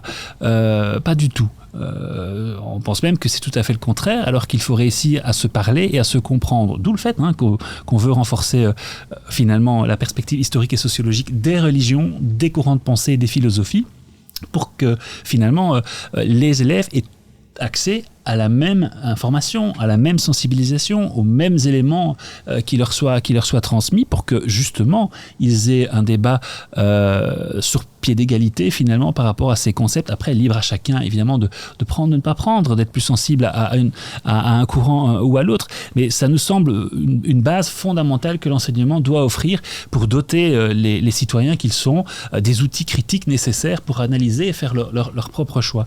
Alors, je comprends la réflexion de l'interconvictionnel. C'est donc une discussion entre des gens qui ont différentes convictions, notamment religieuses. Oui, tout à fait. Mais ça me paraît parfaitement possible dans les cours de philo et de citoyenneté. Il y a un moment donné, on doit débattre, on doit discuter. Il y a quoi dans ces cours? Mais je dois absolument quand même évoquer l'enseignement officiel. C'est un enseignement dont on attend la neutralité. Et donc, il faut pouvoir sensibiliser aux religions à travers le cours qui est envisagé, et pas en faisant entrer les interlocuteurs religieux dans l'école. Voilà pourquoi on n'est pas dans le dialogue interconfessionnel dans notre résolution. Parce que la neutralité... Vous parlez de résolution, j'ai envie de nouveau, on repose les bases. Vous avez fait une proposition de résolution. Oui. C'est donc un travail d'1 an et demi, un peu plus d'1 an entre 6 députés pour justement faire aboutir à une proposition. C'est quoi une proposition de résolution, Hortense? C'est juste qu'on remette les bases là-dessus, parce que c'est des termes qu'on peut entendre, qu'on peut lire dans les médias, mais au final, nous, on en parle ici. Mais c'est quoi concrètement? Pourquoi on doit passer par là? Oui, je pense que c'est important de faire la distinction. On ne parle pas là de proposition de loi, par exemple, des choses que vous avez l'habitude de faire aussi. C'est une proposition de résolution, donc c'est avec votre groupe de travail, vous avez réfléchi par rapport à une question, et en fait, c'est une recommandation que vous faites au gouvernement, vous le mettez sur la table, mais ça n'a pas la même force contraignante, si je puis dire, par rapport au gouvernement. Si vous aviez fait une proposition de loi, alors là, le gouvernement, ou de décret là, en l'occurrence, le gouvernement aurait dû absolument prendre ça en considération, alors qu'ici, il n'y a pas cette force contraignante. Donc vous arrivez avec un dossier sur la table, voilà notre travail, exact. On s'est réunis à 6 et maintenant la main est au gouvernement. Oui, parce qu'il y a notamment le caractère, on l'a évoqué, opérationnel de la mise en œuvre de notre idée qui est important. Je veux dire, ne fût-ce que sur le plan budgétaire. Selon le choix qui sera posé, ça entraîne des coûts. Mais c'est pas le seul élément. Ça va être un coût énorme parce qu'il faudra quoi ? Il faudra remplacer les professeurs de religion et de morale ou les former. Et c'est un coût colossal. Ce qui oblige, et légitimement, le pouvoir politique à réfléchir aussi sur est-ce que c'est un cadre en transition ? Je ne sais pas. Aujourd'hui, il y a des professeurs de religion, des religions, quelle qu'elle soit, et de morale laïque, qui, avec l'évolution sociétale et avec l'évolution de notre proposition, pourraient ne plus avoir la possibilité de donner cours. Donc, on ne peut pas comme ça du jour au lendemain dire, voilà, on passe d'un système à l'autre, il faut accompagner la réforme. Et ça coûte. Sur le plan budgétaire, sur le plan humain. Il y a des scénarios qui disent qu'il y a aussi des économies, mais ce n'est pas le but. C'est le projet de société. C'est peu probable en général. Quand on fait un tel changement, de nouvelles formations, on change un peu le système scolaire. Il y a des charges de cours qui disparaissent. Donc, mais ces professeurs, est-ce qu'ils vont garder leur statut ? Aujourd'hui, dans les pouvoirs locaux, dans les PO, les pouvoirs organisateurs, c'est particulièrement compliqué d'organiser un cours. Théoriquement, vous pourriez avoir l'obligation d'avoir 6 profs, selon les convictions des uns et des autres, parce que légitimement, la Constitution garantit à ses parents et à l'élève d'avoir accès à un tel cours. Et donc, pour des tranches horaires qui sont très très difficiles, petites dans un horaire hebdomadaire qui complique la vie des enseignants eux-mêmes, qui doivent faire la course entre plusieurs sites pour tenter d'avoir un horaire complet. En termes organisationnels, on n'est pas sûr d'ailleurs totalement qu'il n'y aurait pas des avantages à trouver une autre formule. Et ça, on pourrait aussi en parler parce qu'aujourd'hui déjà, on a innové indirectement, peu de gens le savent, mais aujourd'hui, on a déjà innové en matière d'enseignement des religions à travers la 3e maternelle. En obligeant les parents en abaissant finalement l'obligation scolaire à 5 ans, on amène notamment des enfants de 3e maternelle, ou les parents plus exactement à cet âge-là, à réfléchir à l'offre d'enseignement religieux ou moral par rapport à leur enfant de 3e maternelle. Aujourd'hui, ces parents pourraient exiger un cours. Eh bien, on ne le fait pas, on ne l'organise pas en tant que tel. C'est une technique un peu innovante, un peu audacieuse. En fonction de la demande des parents, on regroupe l'élève avec tout simplement le degré supérieur, la première primaire qui offre, et à proximité, qui offre le cours de religion voulu. Donc là déjà, par exemple, à travers cette formule que l'on a appliquée au 3e maternelle, on fait preuve d'innovation pour pouvoir continuer à enseigner les religions et la morale. Alors peut-être qu'une formule de ce genre peut être développée dans les autres degrés. Là, vous avez juste mis une proposition, on le rappelle, parce qu'on nous le demande dans le chat. Est-ce qu'on pourrait me préciser le sujet du débat ? Effectivement, vous avez discuté avec 5 autres députés Fédération Wallonie-Bruxelles pour émettre maintenant une proposition qui veut rendre les cours de morale et de religion optionnels à l'école et renforcer les cours de philosophie et de citoyenneté. Donc voilà, c'est le cœur du débat. C'est pour ça qu'on parle maintenant de religion et même, vous dites, il y en a de plus en plus, on a renforcé ça dès le plus jeune âge. Mais là, vous voulez les rendre optionnels, c'est ça la proposition ? Alors, les religions ou la morale, c'est déjà un choix, c'est déjà en soi une option. Mais l'inquiétude que je peux comprendre, c'est qu'on voit disparaître totalement les religions et la morale de l'école. Et donc, la crainte, elle porte sur la suppression carrément. C'est ça. Dites-nous, est-ce que vous avez eu des cours de morale ou de religion à l'école ? Est-ce que actuellement, si vous êtes en secondaire ou en primaire, sait-on jamais, des cours de philo et citoyenneté, en quoi ils consistent ? Est-ce que vous pensez que c'est une bonne idée d'aller vers la fin ou la réduction de ces cours de morale et de religion ? Ou bien il faudrait penser à les changer à cette époque ? On nous dit tout à fait, je me souviens durant mes études secondaires qu'il y avait un professeur attitré à une religion et finalement qui a dit que monsieur le maire n'avait pas de connaissances en religion islamique ou madame Arbaoui des mêmes connaissances à la religion catholique. Alors oui, et ça c'est tout à fait vrai, et c'est tout l'enjeu. Il faut aussi que celles et ceux qui seront demain devant les élèves soient dûment formés. C'est ça en fait. Aussi toute une Est-ce question. qu'aujourd'hui on aurait assez de profs formés pour donner des cours de philosophie et citoyenneté? Non, non. Il y a donc la nécessité d'avoir une formation à la neutralité quand on est concerné par l'enseignement officiel, parce que par définition l'enseignement libre, et c'est pas du tout un jugement moral. Moi, j'ai moi-même fréquenté l'enseignement libre, donc il n'y a aucune ambiguïté là-dessus. Mais l'enseignement libre n'est par définition pas neutre. Il fait une option quand il est confessionnel. Il a une option philosophique tout à fait respectable. Mais pour les autres, on doit avoir cette garantie de neutralité, d'une part, donc une formation spécifique. Donc les profs de religion aujourd'hui qui enseignent la religion catholique, la religion musulmane, le judaïsme, etc., et ils devraient se reformer pour être plus neutres. Et aussi la question parce que c'est propre à toute discipline, la question du certificat en didactique de citoyenneté et de philosophie. C'est le certificat nécessaire pour un prof pour enseigner. Exactement, pour assurer la transition, par exemple, de celles et ceux qui sont aujourd'hui dans des cours philosophiques vers les opportunités qu'offre le PC. Déjà aujourd'hui, il y a cette réflexion, déjà aujourd'hui, elle est déjà en cours, mais on peut raisonnablement penser qu'elle va être accentuée, puisque demain, on tend vers la généralisation des 2 heures dans l'officiel, et on poursuit le dialogue avec le libre, confessionnel ou non, pour que dans les faits, l'éducation à la philosophie et la citoyenneté soit elle aussi prodiguée dans le réseau libre confessionnel, où aujourd'hui, et vous l'avez dit vous-même, et j'ai pu le constater quand j'étais moi-même étudiant, même s'il y a déjà 20 ans. 42 ans, on le rappelle.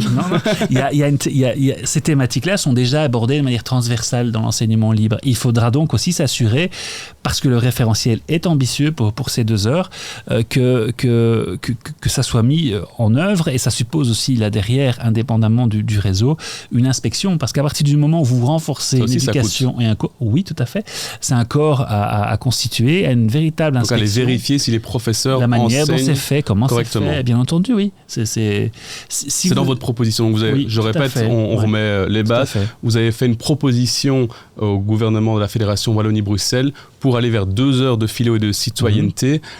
Ça a un processus c'est pas un accord. L'accord n'a pas été voté, donc c'est un processus qui peut encore être long. Hortense, là, 6 députés ont fait des réunions, enquêté ou travaillé pendant plus d'1 an. Proposition sur la table, il se passe quoi maintenant? Où on en est?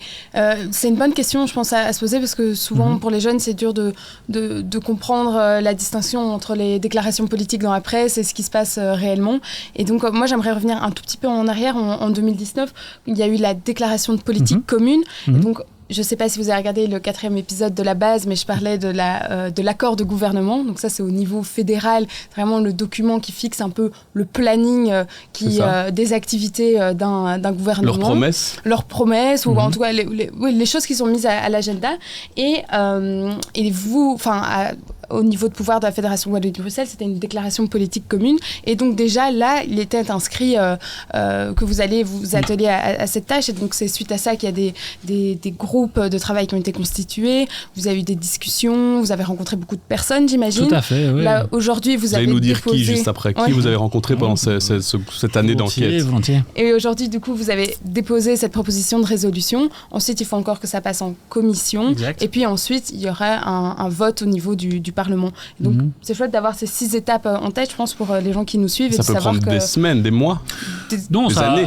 Théoriquement, ça peut prendre tout simplement 1 mois, puisque nous avons déposé un texte. Il a été pris en considération, comme on dit, dans une assemblée. Ça veut dire qu'il est lisible, il est recevable, c'est ça? Voilà, oui, on peut dire ça. Simples. On considère qu'il a été déposé sur la table du Parlement et qu'on le met dans le pipe finalement pour traitement.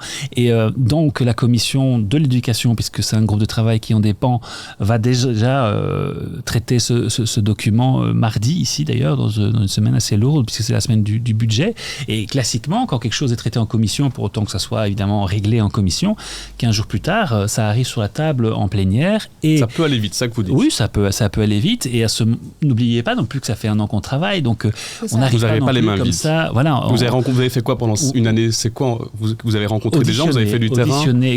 Auditionner des acteurs de terrain au Parlement, parce que c'est l'endroit, je crois, pour le faire. Acteurs de terrain, professeurs, directeurs d'école. Des pouvoirs organisateurs de chaque réseau, bien entendu, des représentants des parents, ça nous semblait important aussi, des représentants des enseignants, même des représentants d'élèves. Donc il y a vraiment eu de tout, de l'inspection qui existe en tant que telle, ou en tout cas qui évoque les problèmes d'une inspection de manière générale, de l'administration qui a dû fournir des chiffres sur la fréquentation des cours et l'évolution des cours, par exemple. Donc vraiment des dizaines d'acteurs qui nous ont fait part de leurs témoignages.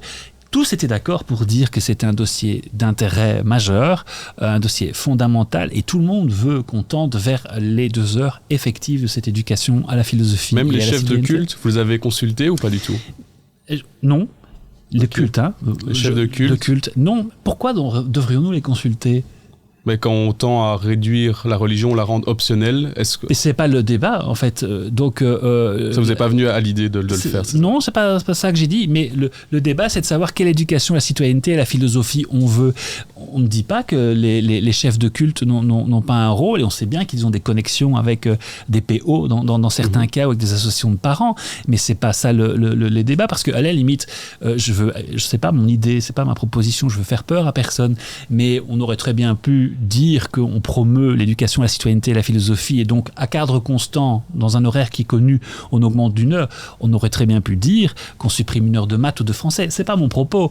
Et donc il n'y a aucune raison de les consulter. Eux plus que les autres. La réflexion, c'est de savoir comment on pourrait demain maintenant mettre cela en œuvre, et avec la possibilité, encore et toujours, parce que la Constitution le garantit, pour les élèves d'avoir une formation religieuse ou morale. Et donc, est-ce que c'est 1 heure qui viendrait s'ajouter et qu'ils auraient le choix de suivre? Est-ce que c'est en regroupant par des classes verticales, en regroupant des années? Ça, ce sont justement des réflexions des scénarios qu'il faut budgétiser, opérationnaliser, et voir comment on peut les mettre en œuvre, parce que, par exemple, derrière l'horaire journalier, c'est aussi la question des transports scolaires qui se pose. Ouais, évidemment, il ne s'agit pas venir de dire religion, on va vous le mettre samedi à 9h du matin avant votre cours de tennis. On va avoir un petit problème avec les parents, et légitimement. Donc il faut voir comment on peut mettre ça en œuvre, et c'est pourquoi on a insisté aussi sur tout autre dispositif qui permette la concrétisation du projet, parce qu'aujourd'hui on vient de réformer les rythmes scolaires annuels. C'est ça, le calendrier scolaire va changer, les vacances d'été vont être réduites. 7 semaines de cours, 2 semaines de vacances, je caricature à l'extrême, mais c'est pour donner une idée. C'est ça. Pourtant, on ne pourra pas se contenter de faire ça. Moi, je pense que c'est une bonne réforme. Je sais qu'il y a des députés qui parfois sont hésitants. Moi, je crois que c'est une vraie bonne réforme à ce niveau-là. Mais si on s'arrête à ça, on commet une erreur. On doit, au-delà de ça, réformer les horaires quotidiens, comme on dit. Et donc réfléchir à l'horaire de l'écolier, de l'étudiant sur une journée, et peut-être voir comment on réagence. Peut-être que ce qui aujourd'hui de l'ordre de l'extrascolaire peut être intégré dans une journée, pour d'ailleurs aussi finalement œuvrer à l'égalité des chances. On sait aujourd'hui qu'il y a des familles qui sont plus sensibles au soutien scolaire, qui sont plus sensibles à la pratique du sport ou à l'accès à la culture. Donc dans le cadre de la réflexion sur l'horaire quotidien des écoliers et des élèves, la place de la question des religions et de la morale est aussi posée. C'est sûr, je reviens aux chefs de culte, parce qu'on nous repose la question dans le chat. Ils n'ont pas, donc vous l'avez dit, pas été consultés parce que c'était pas le propos. Oui. Pourtant, votre proposition vise donc à renforcer les cours, je le rappelle, de morale, de citoyenneté, de philosophie, et peut-être du coup de rendre optionnels les cours de morale et de religion. Et les chefs de culte ont réagi cette semaine, ils étaient un peu inquiets. Ils disaient, si on n'enseigne plus la religion à l'école, ou moins, du coup, plein d'enfants, plein d'élèves vont se tourner vers d'autres systèmes que le système scolaire pour apprendre leur religion, pour s'intéresser à la religion. Et ils disent, que ce soit le chef de culte musulman, chrétien ou juif, ils ont une petite crainte qu'on tende vers l'extrémisme, que l'école était un très bon cadre, mais si la religion est apprise ailleurs, et cette tendance à l'extrémisme qui est pour eux un danger. Oui, c'est une réflexion tout à fait pertinente, et des collègues l'ont évoqué en fonction des interlocuteurs, et ont posé la question en se disant que si on relègue totalement la religion à la sphère privée, ça ouvre la porte à des dérives potentielles. Je pense que c'est quelque chose qu'on doit avoir dans un coin de notre tête qui n'est pourtant pas, qui est plutôt ronde. Mais donc non, ça c'est une vraie réflexion, et c'est aussi, je pense, la raison pour laquelle nous avons voulu renforcer le référentiel par des considérations très concrètes par rapport aux religions dans une perspective historique, sociologique et un peu comparative. Non pas pour dire qui est bien, qui est pas bien, ça n'a aucun sens, mais parce que justement, on aura formé tout le monde aux faits religieux. Et nous sommes convaincus, en tout cas dans l'état actuel de la Constitution, que vous n'allez pas pouvoir supprimer les cours de religion. Donc, vous pourrez toujours, et de morale, dans l'état actuel des choses, certains disent qu'il faut modifier la Constitution, c'est pas notre propos. Certains constitutionnalistes l'ont dit devant notre Assemblée. Mais donc cette offre, elle existera toujours et permettra toujours à qui veut de la suivre. Ok, donc l'offre religion morale va rester actuellement, possible. Oui. Là, pour l'instant, forcément, elle est par encore choix, mais possible. Par choix, donc optionnelle. Vous étiez 6 à rédiger cette proposition. On le répète, c'était la majorité, donc PS, MR et Écolo. Est-ce qu'entre vous 6, il y avait des grosses divergences d'avis, parce qu'on entend que là que le PS parle davantage d'un accord déjà pris, alors que le MR, votre parti, on entend certaines voix qui se disent oula, ça reste qu'une proposition, on veut vraiment encore en discuter, parce que c'est un accord de majorité, comment ça se passe? C'est 3 partis au final qui se ressemblent, qui se mettent ensemble, qui s'assemblent mais qui se ressemblent pas. Mais c'est un mécanisme qu'on observe beaucoup en Belgique, c'est des gouvernements de coalition, on appelle ça, où c'est plusieurs partis qui se mettent ensemble pour constituer une majorité. Par exemple, c'est pas le cas dans d'autres États comme la France, où là on a le président Macron qui fait partie d'un parti politique, et on a vraiment cette personne forte qui représente le gouvernement, alors qu'en Belgique c'est vraiment plusieurs partis qui prennent les décisions, qui se mettent ensemble pour travailler, et ça fait sens quand on connaît l'histoire de la Belgique qu'on a tout à l'heure évoquée, où c'est vraiment plusieurs clivages, plusieurs territoires, des façons de réfléchir différentes, des langues même différentes. Et donc c'est vrai que dans les faits, ça doit être quelque chose de... Est-ce que c'est compliqué de travailler avec d'autres partis qui n'ont pas forcément les mêmes idées que vous? C'est la beauté de l'exercice. Je vais vous répondre tout à fait franchement. J'ai pas l'habitude de tourner... C'est le but ici, on dit que la vérité. Et donc, ce qui nous rassemble est plus fort que ce qui nous divise. Ce qui nous rassemble, c'était la volonté de soutenir l'éducation, la citoyenneté et la philosophie. Et à partir du moment où on était d'accord sur l'objectif... On vous a dit, allez, on enlève nos petites étiquettes de parti et on avance dans ce but commun. Mais nous avons chacun des accents que nous avons portés, incontestablement, et qui se ressentent probablement dans le texte. C'est ce que l'opposition dit. Moi, j'écoute l'opposition, je veux bien la croire. Mais le texte, nous sommes tous derrière, et nous y croyons tous, le texte, sans aucune difficulté, même si nous avons rappelé que la Constitution, elle est historiquement très libérale en Belgique, et donc elle permet, comme on l'a dit, le libre choix du réseau d'enseignement, un réseau d'enseignement qui peut être confessionnel, et on ne va pas balayer ça d'un revers de la main du jour au lendemain. Donc nous avons rappelé ces inclinaisons, et nous avons été rejoints par d'autres là-dessus, là où d'autres sont... peut-être partisans d'une école un peu à la française, une école laïque qui forme le citoyen de demain, et qui était probablement plus engagé dans cette voie-là. Mais le texte, c'est le fruit d'un compromis qui est acceptable pour chacun d'entre nous, et derrière lequel on se range, et pour lequel on se battra. Et qui dit qu'il veut renforcer du coup les cours de citoyenneté et de philosophie, enfin, ce qu'on appelle l'éducation à la philosophie, à la citoyenneté. Qu'est-ce qu'il y a concrètement dans ces cours? Est-ce que c'est par exemple des cours sur les institutions politiques belges, ou qui permettra peut-être d'avoir aux élèves les premières clés, les premières bases du système politique très compliqué en Belgique? Il y a quoi dans ces cours? Mais alors, aujourd'hui, il y a un référentiel et qui doit être mis en œuvre parce qu'il est assez ambitieux, et par exemple, on pousse finalement l'élève à réfléchir sur son rôle au sein de la société, à pouvoir développer une pensée critique. Finalement, on ne parle pas assez de philosophie à l'école, parce que ça, je crois l'avoir vu passer. On parle peut-être déjà beaucoup de citoyenneté active et responsable, trop peu de philosophie. Ça, je pense que c'est un élément qui est important. On doit pouvoir le développer pour que les gens puissent se faire un propre jugement, pour qu'effectivement ils puissent se construire une identité personnelle et faire leur propre choix. Dans le référentiel, par exemple, aujourd'hui, dans la deuxième heure qui est insuffisamment exploitée actuellement, il y a tout ce qui a trait à la justice, à l'équité, au droit, aux discriminations positives. Ce sont quand même toute une série de thématiques qui, dans la société telle qu'elle évolue, sont fondamentales et sont indispensables. C'est vrai qu'aujourd'hui, quand on sort de seconde secondaire, on est sorti il n'y a pas si longtemps au final. On n'a pas ce bagage, ni un petit bagage de droit, on n'a pas un bagage des enjeux climatiques spécialement, on n'a pas trop de bagage politique.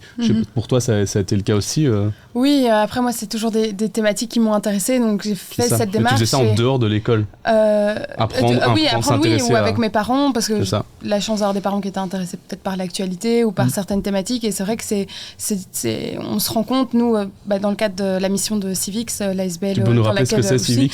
On essaye vraiment de renouer les jeunes avec la politique en les informant sur ce qui se passe, l'actualité politique, mais surtout décrypter toutes ces notions ultra abstraites en fait pour les citoyens, et pour les jeunes, enfin pas seulement les jeunes, c'est ça que je voulais dire, aussi pour les moins jeunes, c'est compliqué de savoir ce que c'est un État fédéral ou pourquoi dans le cadre du sujet dont on parle, est-ce qu'on parle de tous les jeunes belges, est-ce que les élèves flamands sont aussi concernés? Non, pas du tout, parce que l'enseignement est une compétence qui appartient aux communautés. Et donc, c'est ça vraiment qu'on essaie de faire dans Civics, de donner en fait les outils aux jeunes, parce qu'à l'école, ça dépend fort du prof parfois, de sa sensibilité, et de la sensibilité de l'élève. Sa capacité à réagir à l'actualité aussi. Et vous avez parlé du coup à la communauté Civics qui vous suit de cette proposition de renforcer les cours de philo et de citoyenneté. Ces dernières 24 heures, on a un peu sondé notre communauté par rapport à cette question, et c'est vrai qu'on observe que les jeunes sont assez enthousiastes à l'idée d'avoir plus d'outils pour comprendre au final leur quotidien et le monde qui les entoure.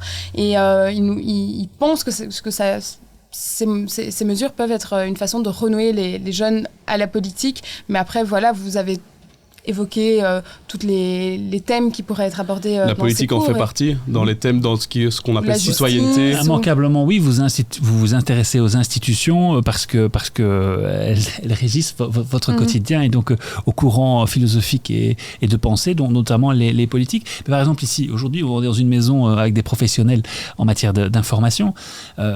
Ce cours peut travailler les fake news et comment les fake news minent la communauté, la société, peuvent faire basculer la démocratie, parce que c'est ça que ça peut être intéressant d'avoir un cours sur l'actualité. On en est là. En fait, citoyenneté et philosophie, ça rassemble énormément de choses. On va pas prendre de sujets qui fâchent, mais par exemple, l'attitude, la réaction de la société par rapport à la crise sanitaire, à la vaccination, sont des sujets, à mon avis, à un moment donné, il faut oser pouvoir en parler, pouvoir déconstruire certaines idées reçues, préjugés pour avancer, et pour que chacun, après, puisse se positionner, parce que dûment informé et dûment équipé pour le faire. Et je veux réagir sur Bush 2105. Est-ce que 2 heures la sont connaissance suffisants ? de l'autre, le faire ensemble, le développement de la pensée critique, n'est-il pas illusoire de penser que 2 heures de cours permettront de renforcer ces dimensions? Mais aujourd'hui, c'est un peu ça le problème. Il y a 1 heure de cours, pour faire simple. 1 heure, tout le monde dit que c'est insuffisant. Il y a tellement d'ambition dans ce projet qu'il faut au moins 2 heures. Après, est-ce que 2 heures, c'est suffisant ? C'est jamais suffisant, il faut faire des choix. Ça n'interdit pas d'ailleurs de toucher à certaines thématiques dans d'autres cours. On imagine bien qu'un cours de français peut servir aussi à amener une série de thématiques dans les textes qu'on analyse et ce genre de choses. C'est peut-être plus difficile en maths, mais bon, il y a des cours littéraires, en art, il y a quand même beaucoup de choses en art, historiquement, qui sont liées aussi avec l'évolution dans un instant d'ailleurs de l'histoire de l'art. Donc, non, il y a moyen sans doute de faire ça aussi dans d'autres cours, mais 1 heure, c'est pas suffisant, donc 2 heures, c'est 2 heures, c'est votre proposition. Exactement. Mais c'est 2 heures donc, qui englobent, on l'a dit, la politique, du droit, des questions d'actualité. Discrimination. Oui, c'est à l'ordre du jour dans ce cours, s'il voit le jour sous la forme qui est imaginée. Ça peut être aussi les questions climatiques, les premiers soins, ça englobe tout ça. Là, vous rassurez peut-être. Les premiers soins, je ne suis pas certain. Pas sûr, faudrait que je vérifie. 2 heures, ce sera pas assez, mais la question climatique, oui, parce que la question climatique, en fait, elle engage l'espèce humaine, donc la société. Donc oui, ça c'est. Et il y aura aussi des questions du coup philosophiques pour parler de l'histoire des religions. Ça dans la partie philosophie. Oui. C'est ce que nous souhaitons, oui, en effet, tout à fait. Donc c'est ça, la partie morale et religieuse n'est pas mise de côté. La capacité c'est avant même d'évoquer des concepts religieux, la philosophie, c'est s'interroger sur soi-même, c'est se remettre en question, c'est avoir une approche réflexive, critique en permanence, avant, et donc après de pouvoir utiliser les outils que l'on a appris, et pouvoir les transférer vers par exemple un culte que vous voulez appréhender, étudier et découvrir. C'est ça. Et dans un instant, vous parlez d'histoire et d'art là, il y a une minute. On va recevoir Anne Wetsi Mpoma. Elle est historienne de l'art. On parlera. Mon cours préféré au collège. Ah voilà, de la décolonisation. La Belgique doit-elle et peut-elle restituer ses œuvres d'art qui sont liées évidemment à son passé colonial. D'ailleurs, passé colonial qui est très peu évoqué dans les manuels scolaires et dans les cours d'histoire actuellement. Ça pourrait rentrer là-dedans. C'est un travail qui est en cours oui, c'est un travail qui vit au Parlement aussi, tout à fait. Oui, immanquablement, je pense que c'est des questions qui vont se poser là. Aujourd'hui, il y a une forme de... C'est un peu un sujet tabou à l'école, j'ai l'impression. Le passé colonial belge, en tout cas, moi, je ne me rappelle pas l'avoir étudié. Moi, je l'ai vu pour la première fois à l'université parce que c'est...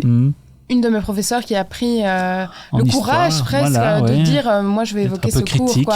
C'est une nouvelle commission qui peut se créer, qui devrait se créer là-dessus. Il y a des gens qui travaillent au Sénat et même au Parlement sur ces thématiques. Non, c'est déjà des sujets. C'est vrai qu'il y a une commission parlementaire spéciale avec 10 experts que le gouvernement fédéral a réunis. On recevra une de ces 10 expertes qui a du coup travaillé longuement 689 pages de rapport sur le passé colonial belge pour donner les bases au gouvernement pour faire des choix. Doit-il restituer les œuvres d'art qui sont dans nos musées au Congo? C'est des questions qu'on abordera dans un instant. Le temps, évidemment, de vous remercier d'avoir été avec nous. C'était un exercice que vous n'avez jamais fait. Vous m'avez dit première fois sur Twitch.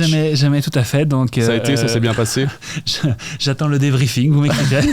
Notre débriefing ou vous avez peut-être d'autres collègues qui vous regardent? Tous vos fans dans le chat. Mes collègues et les collaborateurs et les personnes qui ont contribué à ce débat. Merci, c'était franchement très intéressant, très interactif et on doit le faire plus souvent. Évidemment, Twitch, on est là tous les vendredis de 18h à plus ou moins 20h. Comme je dis, on sait comment ça finit, quand ça commence, mais pas quand ça finit. On verra. C'est comme les réunions au Parlement.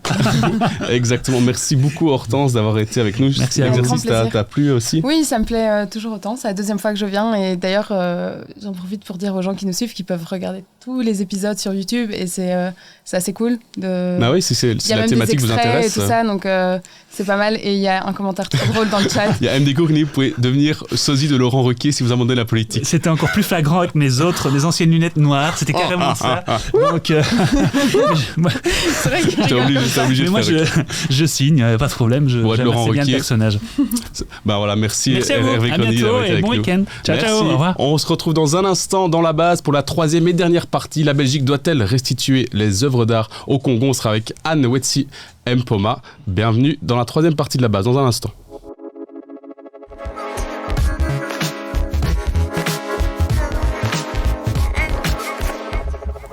La question de la décolonisation se joue aussi dans l'art. La Belgique doit-elle restituer des œuvres au Congo? Pourquoi doit-elle ou peut-elle le faire? On saura tout, on aura toutes les réponses à ces questions avec vous. Anne Wetsi Mpoma, vous êtes historienne de l'art, également penseuse décoloniale. On saura tout. Bienvenue dans la deuxième partie de la base.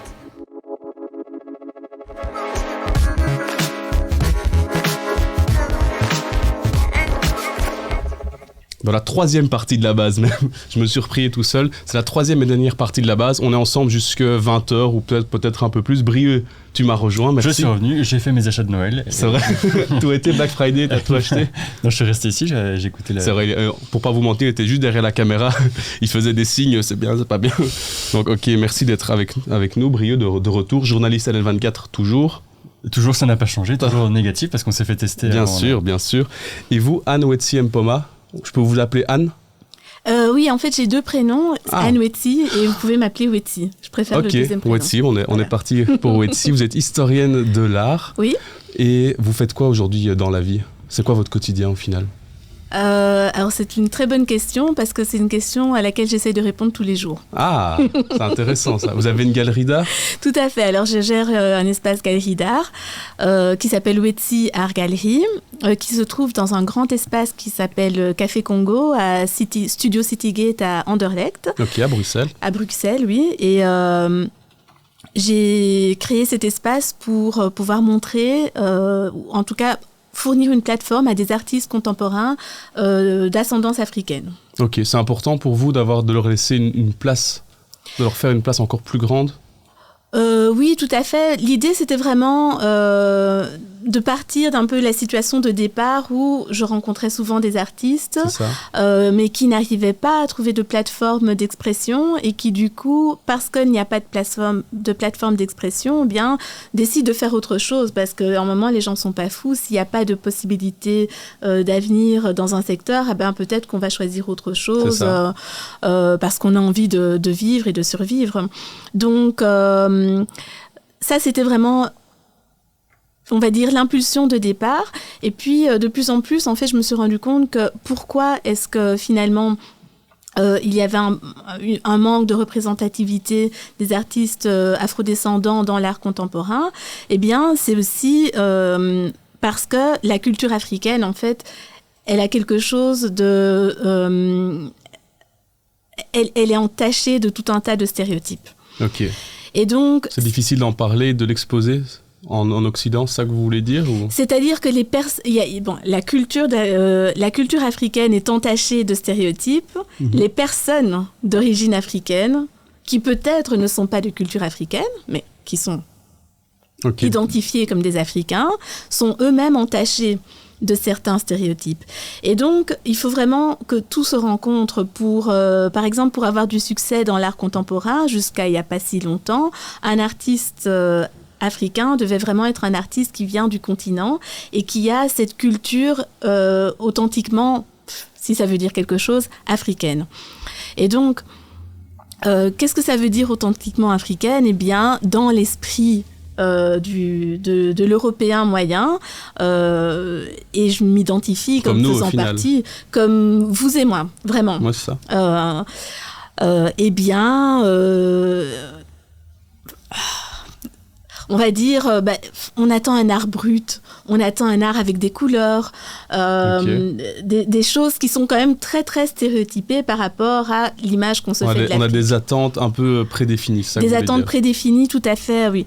Par exemple, moi, je me souviens de mon site, c'est un site internet qui s'appelle Afro Brussels City, et où les couleurs sont en noir et blanc avec du turquoise. Avant, il y avait du turquoise, maintenant, il n'y en a même plus.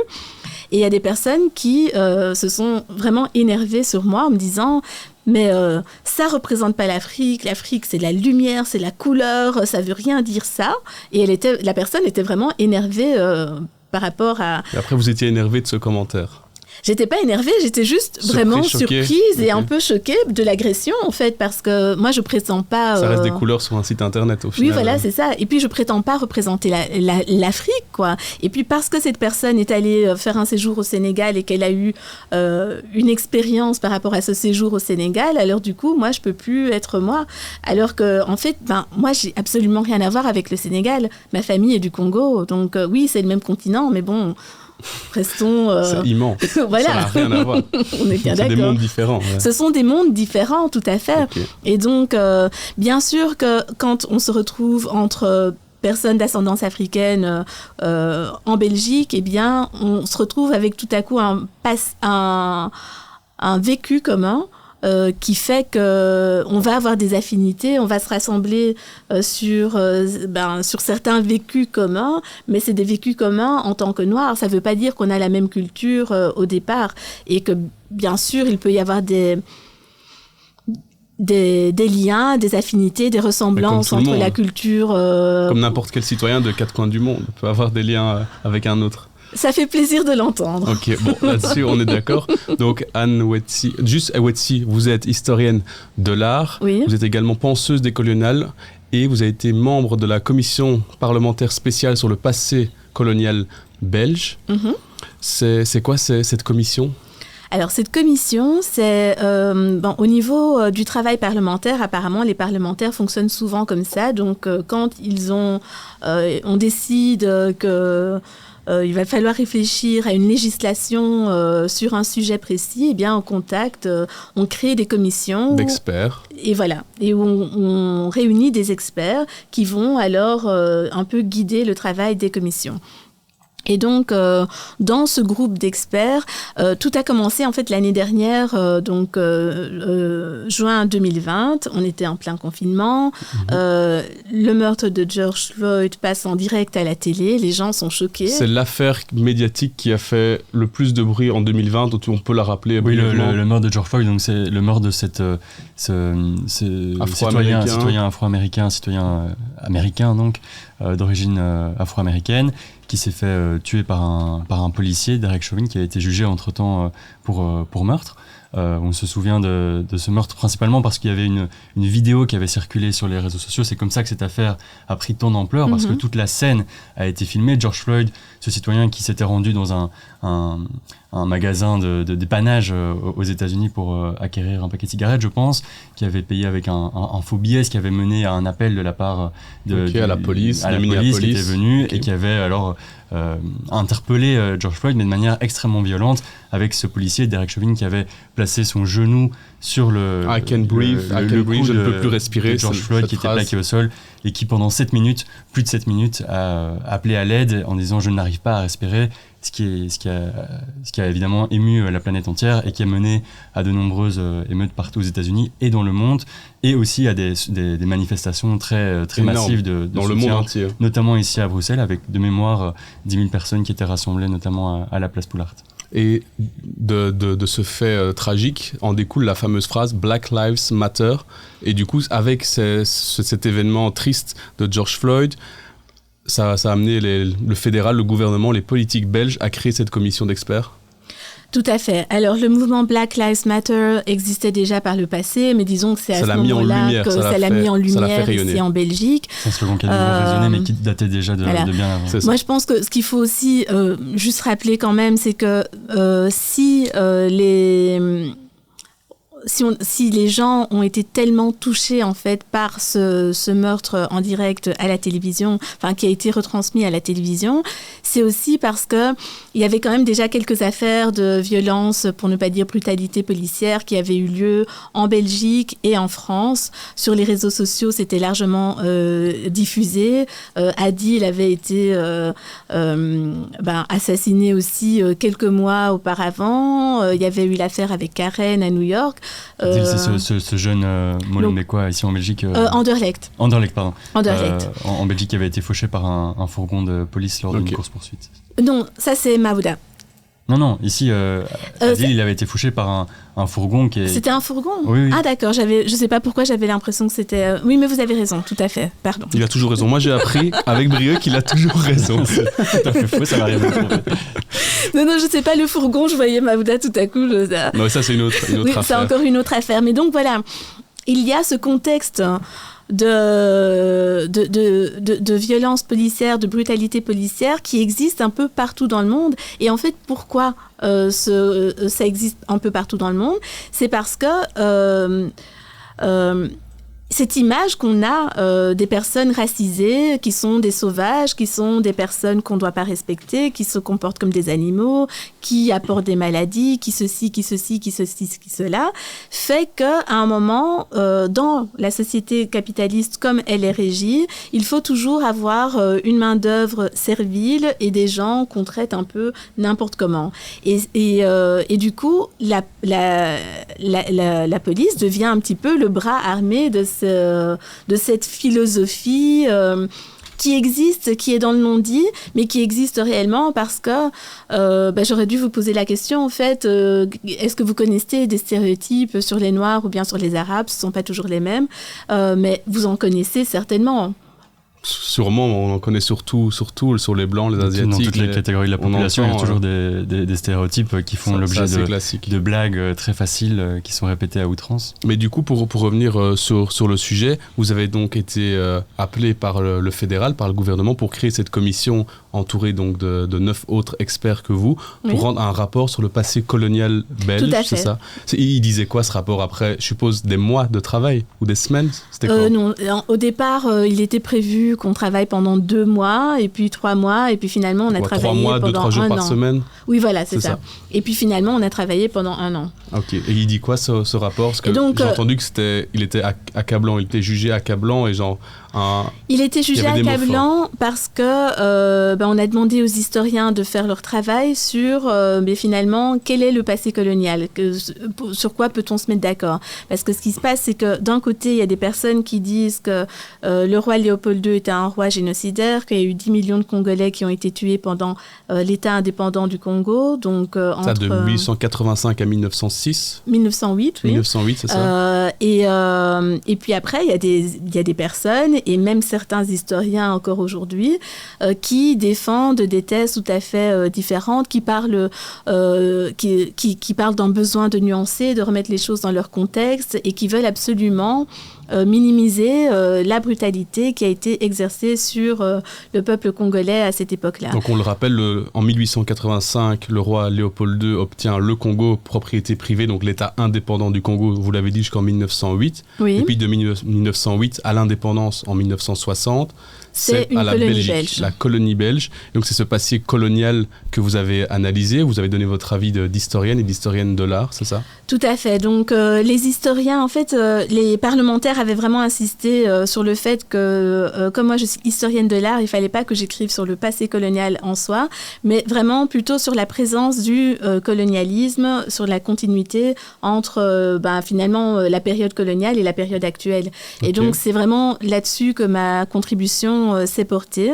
C'était sur comment est-ce qu'on retrouve le colonialisme dans la société actuelle. Et c'est quoi les réponses? Ce qui s'est passé, c'est qu'en fait, le 30 juin 1960, quand indépendance du Congo.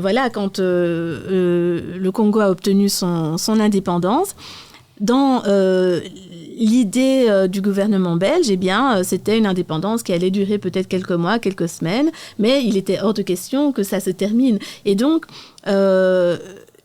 la propagande coloniale qui avait été mise en place pour justifier, pour convaincre la population belge d'adhérer à ce projet. Parce qu'au départ, c'est surtout un projet politique et royal plus qu'un projet du peuple belge. C'est ça que vous voulez dire?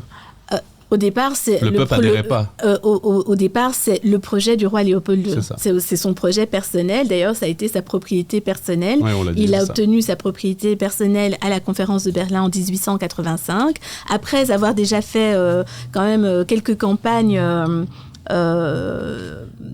auprès des différentes puissances coloniales pour pouvoir négocier un territoire lui aussi. Ce territoire-là. Il voulait absolument avoir une colonie, c'était une obsession, c'était un rêve. Et c'est dans ce sens-là, peut-être, qu'il continue à susciter l'admiration, parce que finalement, c'est quelqu'un qui avait une vision et qui a pu la réaliser. Donc évidemment, il y a un côté admiratif. Et aujourd'hui, comment on ressent le colonialisme dans notre quotidien? Alors, il existe encore, il est présent tout le temps. Cette propagande coloniale, donc, devait convaincre la population que les Congolais, puisque c'est dont il s'agit, mais les Noirs en général, étaient un peuple inférieur, qui n'avait pas de civilisation et qu'il fallait leur apporter la civilisation, leur apporter... Ils n'avaient rien demandé, c'est ça. Le Congo n'a jamais demandé l'intervention de la Belgique. Ah, c'est-à-dire que non. Okay. A priori... On remet les bases ici pour qu'on comprenne tous bien. Non, tout à fait. C'est un sujet dont, justement, on en parlait avec le député qui était là avant vous. On parlait des cours à l'école. Et le passé colonial est un peu absent des manuels d'histoire, même par voire totalement absent. Donc, c'est bien, on remet les bases aujourd'hui avec vous. Merci. Tout à fait. C'est-à-dire que le roi avait ce rêve-là. Il a envoyé des émissaires pour déjà un peu identifier la région. Et puis il a envoyé Stanley qui a alors négocié des traités, qui prétend avoir négocié des traités avec des chefs congolais, mais ces chefs ne savaient absolument pas ce qu'ils signaient. Et puis, il a signé des différents traités avec différentes personnes pour différentes régions qui ont fait qu'au final, il avait toute la région, mais les gens ignoraient totalement ce qui était en train de se passer, tout à fait. Et puis, je doute vraiment qu'ils savaient ce qu'ils étaient réellement en train de signer des signatures avec des croix. Et donc, ça a été un peu une supercherie. Est-ce que la Belgique avait besoin du Congo plus que le Congo avait besoin de la Belgique? C'est difficile de répondre de manière... C'est pour ça que c'est un sujet complexe au final, mais... Voilà, c'est difficile de répondre par oui ou non à ce type de questions-là. Si on me demande mon avis personnel, j'aurais tendance à dire oui, mais la réalité est beaucoup plus complexe, beaucoup plus nuancée. En tout cas, ce qui est sûr, c'est que la Belgique s'est retrouvée avec une manne de richesses naturelles énorme, parce qu'il faut le rappeler quand même que le territoire du Congo est nettement supérieur au territoire 88 belge. fois 88 fois plus grand que avec effectivement des richesses naturelles, notamment du caoutchouc caoutchouc qui a été beaucoup le utilisé. Caoutchouc qui a servi donc à l'industrialisation, puisque au début du XXe siècle en fait c'était le boom de la voiture. Donc au départ le roi Léopold II, quand il cherchait à convaincre les gens ici, les gens de la bourgeoisie, de la noblesse, les libéraux, eh bien personne n'avait envie d'investir dans cet État indépendant du Congo parce que c'était vraiment pas du tout lucratif. Maintenant, les choses ont changé quand il y a eu l'industrialisation de la voiture avec le pneu. Qui a permis d'exploiter les richesses. Qui a permis d'exploiter, alors, du coup, l'EVA au Congo, mais ce qui a coûté cher au niveau de la population congolaise. L'EVA, c'est pour le caoutchouc. L'EVA, donc, c'est l'arbre qui produit le caoutchouc, effectivement. Et c'est un travail qui était très difficile. Puisque c'était tout à fait manuel et les personnes, les êtres humains, les Congolais, ont dû travailler de la région équatoriale principalement, donc une région où il y a la forêt, donc avec des grands arbres millénaires. Eh bien, ces personnes-là ont dû vraiment payer un lourd tribut pour pouvoir fournir la matière nécessaire pour industrialiser les pneus. Mais il y a aussi eu une mainmise sur les éléphants. On n'en parle pas souvent, mais je veux dire vraiment, la population des éléphants a été complètement décimée de manière drastique à ce moment-là, parce que l'ivoire, ça coûte cher.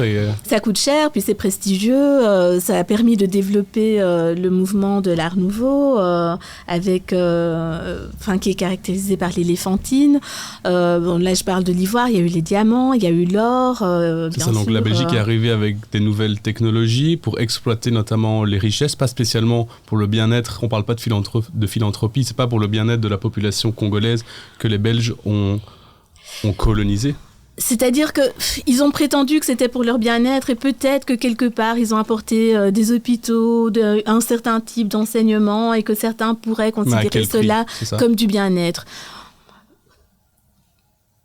Ça s'est passé, mais à côté de ça... Si on acceptait que cela serait du bien-être, très bien. La question qu'on me pose alors à ce moment-là, c'est si, je sais pas moi, je me faisais kidnapper un jour, ou si je m'étais fait kidnapper enfant dans la rue, et que les personnes m'avaient amenée dans une maison somptueuse, avec beaucoup plus de luxe que ce que j'aurais eu chez moi à la maison, qu'on m'avait payé des grandes universités ou des choses comme ça, est-ce que pour autant j'aurais pas été enlevée de ma famille sans avoir rien demandé? Je sais pas, je pense que c'est un peu de cela qu'il s'agit, quoi. Sans parler du fait que ici, le luxe, tout ça, c'est vraiment toute proportion gardée. Quand on a construit des routes, c'était vraiment des routes depuis la forêt jusqu'au fleuve. On a fait déplacer des familles et des villages. Le prix à payer pour bénéficier de ces quelques avantages, j'avais dit, des soins de santé, des routes, des hôpitaux, est énorme et colossal. Et du coup, aujourd'hui, on parle beaucoup et de plus en plus de décolonisation. C'est quoi, en termes simples, la décolonisation ? La décolonisation, aujourd'hui, c'est vraiment... on a façonné les esprits des uns et des autres pour les convaincre de l'infériorité de la race noire, parce qu'il ne faut pas oublier qu'au 19e siècle, il y a aussi tous des scientifiques qui ont appuyé le discours colonial en parlant de la supériorité de la race blanche et de l'infériorité des autres races. Il n'y avait pas que la race noire, c'était toutes les races non européennes. Et la présence de cette mentalité, de cette idéologie dans l'esprit des gens aujourd'hui fait que, et c'est là que le bas blesse effectivement, bien les personnes racisées, et particulièrement ici les Noirs, n'ont pas accès aux mêmes, subissent des discriminations. Ils n'ont pas accès au logement, par exemple, ils n'ont pas accès à l'emploi, ce qui pose effectivement certains problèmes dans leur vie de tous les jours. ce qui est une injustice quand même assez criante. On l'imagine. Et du coup, la décolonisation passe par résoudre ce genre de problème majeur. Exactement. La décolonisation, c'est vraiment, OK, on va remettre les choses à leur place et on va parler de la dignité, en fait, des personnes d'ascendance africaine, de leur dignité d'être humain, de leur dignité, de leur possibilité de participer activement, en fait, à la société. Parce qu'il y a aussi... il y a tellement d'habitudes, je ne pourrais pas tout citer, mais par exemple, l'anthropologie, qui est cette science qui faisait qu'on avait des scientifiques, des hommes blancs qui venaient, et en plus, c'est vrai que c'était principalement des hommes. Aux États-Unis, il y a eu quelques femmes, mais bon, en Europe, c'était quand même des hommes qui venaient, qui ont commencé à faire de l'anthropométrie, à mesurer les gens, la taille du nez, à analyser la culture et avoir un discours sur l'autre. Et donc, on n'a même pas, finalement... le droit de s'exprimer en son propre nom. C'est ça. Et tout cela, effectivement, crée des frustrations et aussi a un effet sur la psyché des gens. En fait, si on ne peut pas se projeter dans l'avenir ou que la seule chose qu'on peut projeter, c'est vraiment un truc dont on se dit, mais en fait, non, j'ai pas envie de ça. J'ai pas envie j'ai pas envie... tout le monde n'a pas envie d'accepter en fait de jouer ce jeu, de faire les boulots qu'on veut bien donner aux Noirs. D'où l'importance de la décolonisation aujourd'hui. Vous avez très bien expliqué, je trouve, ce terme. Et on parle de ça notamment aujourd'hui encore plus parce qu'une délégation belge est partie au Congo, notamment le secrétaire d'État Thomas Dermine, avec aussi Madame Kittir, qui donc sont partis au Congo, notamment pour parler de la restitution d'œuvres d'art qui sont actuellement en Belgique, qui ont été prises au Congo du coup, pendant la période coloniale. Et maintenant, ils vont parler de la restitution de ces œuvres. L'art a un rôle important du coup dans la décolonisation. Tout à fait. Pour moi, l'art, c'est ma conviction, effectivement. Historienne de l'art, on le rappelle. C'est ça. En tant qu'historienne de l'art, c'est vrai et curatrice aussi, j'organise des expositions. Pour moi, l'art, c'est vraiment ce qui va permettre en fait de médiatiser les choses, de parfois aussi toucher les gens, permettre l'empathie envers l'autre et dans les deux sens. Parce que parfois, je me rends compte aussi qu'on peut avoir des crispations à force de toujours travailler sur ces sujets-là, de toujours être dans ces lectures-là, ça peut aussi provoquer certains biais. Et c'est bien de pouvoir, de temps en temps, remettre les choses remettre les pendules à zéro Mais donc, l'art, effectivement, c'est quelque chose d'important. Et cette question de la restitution, elle est hyper complexe aussi. Parce on va rappeler les chiffres, il y a plus de 128 000 objets au musée de Tervuren, donc le Africa Museum, qui est le musée qui regroupe le plus d'objets d'art africains en Belgique. Oui, vous avez collaboré avec ce musée? J'ai travaillé avec ce musée à plusieurs reprises. C'est fini maintenant, à chaque fois. Non, c'est-à-dire que ça a toujours été des projets, des collaborations sur des projets, donc j'ai jamais vraiment été à proprement parler employée du musée. Et là, maintenant, je recommence à faire des petits projets avec eux. Donc ils ont une collection immense d'objets. C'est une des plus grandes d'Europe sur les objets congolais et africains. Ici, j'ai les chiffres, 85% de ces 128 000 objets sont issus de la République démocratique du Congo. Et aujourd'hui, on parle de plus en plus de les restituer, de les rendre au Congo. Ça a demandé une étude de provenance gigantesque. Parce qu'il faut arriver à savoir d'où viennent les œuvres. Et c'est un peu le projet qui est proposé ici par Thomas Dermine, le secrétaire d'État à la relance, qui est parti cette semaine au Congo justement pour discuter de cette restitution avec les différentes autorités là-bas, parce que comme tu le disais, il y a toute une partie de ces œuvres qui proviennent du Congo et la vision de Thomas Dermine, c'est de classer ces œuvres dans différentes catégories. Une catégorie dans laquelle on peut affirmer que ces œuvres ont été acquises de manière tout à fait légale et légitime. Ça représente de mémoire 58% des œuvres qui sont considérées comme acquises légitimement.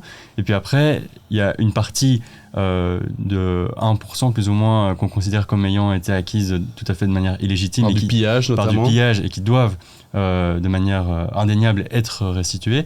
Et puis après, il reste, si on fait le calcul, je sais que tu es très doué en calcul mental. 58 plus 1, ça fait 59%. Il reste 41% d'œuvres dont on ne connaît pas la provenance, on ne sait pas spécialement d'où viennent ces œuvres. Et du coup, le gouvernement a demandé une grande étude de provenance depuis là quelques semaines, quelques mois. En juillet, je pense qu'ils ont commencé...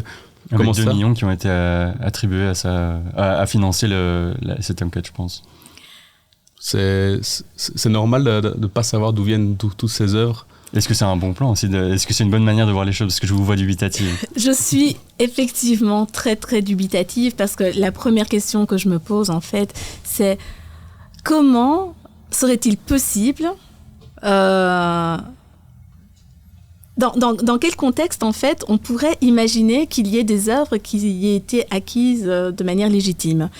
Cette légitimité légale par rapport peut-être au droit international ou au droit belge, me paraît la première chose à pouvoir remettre en question si on veut parler de décolonisation.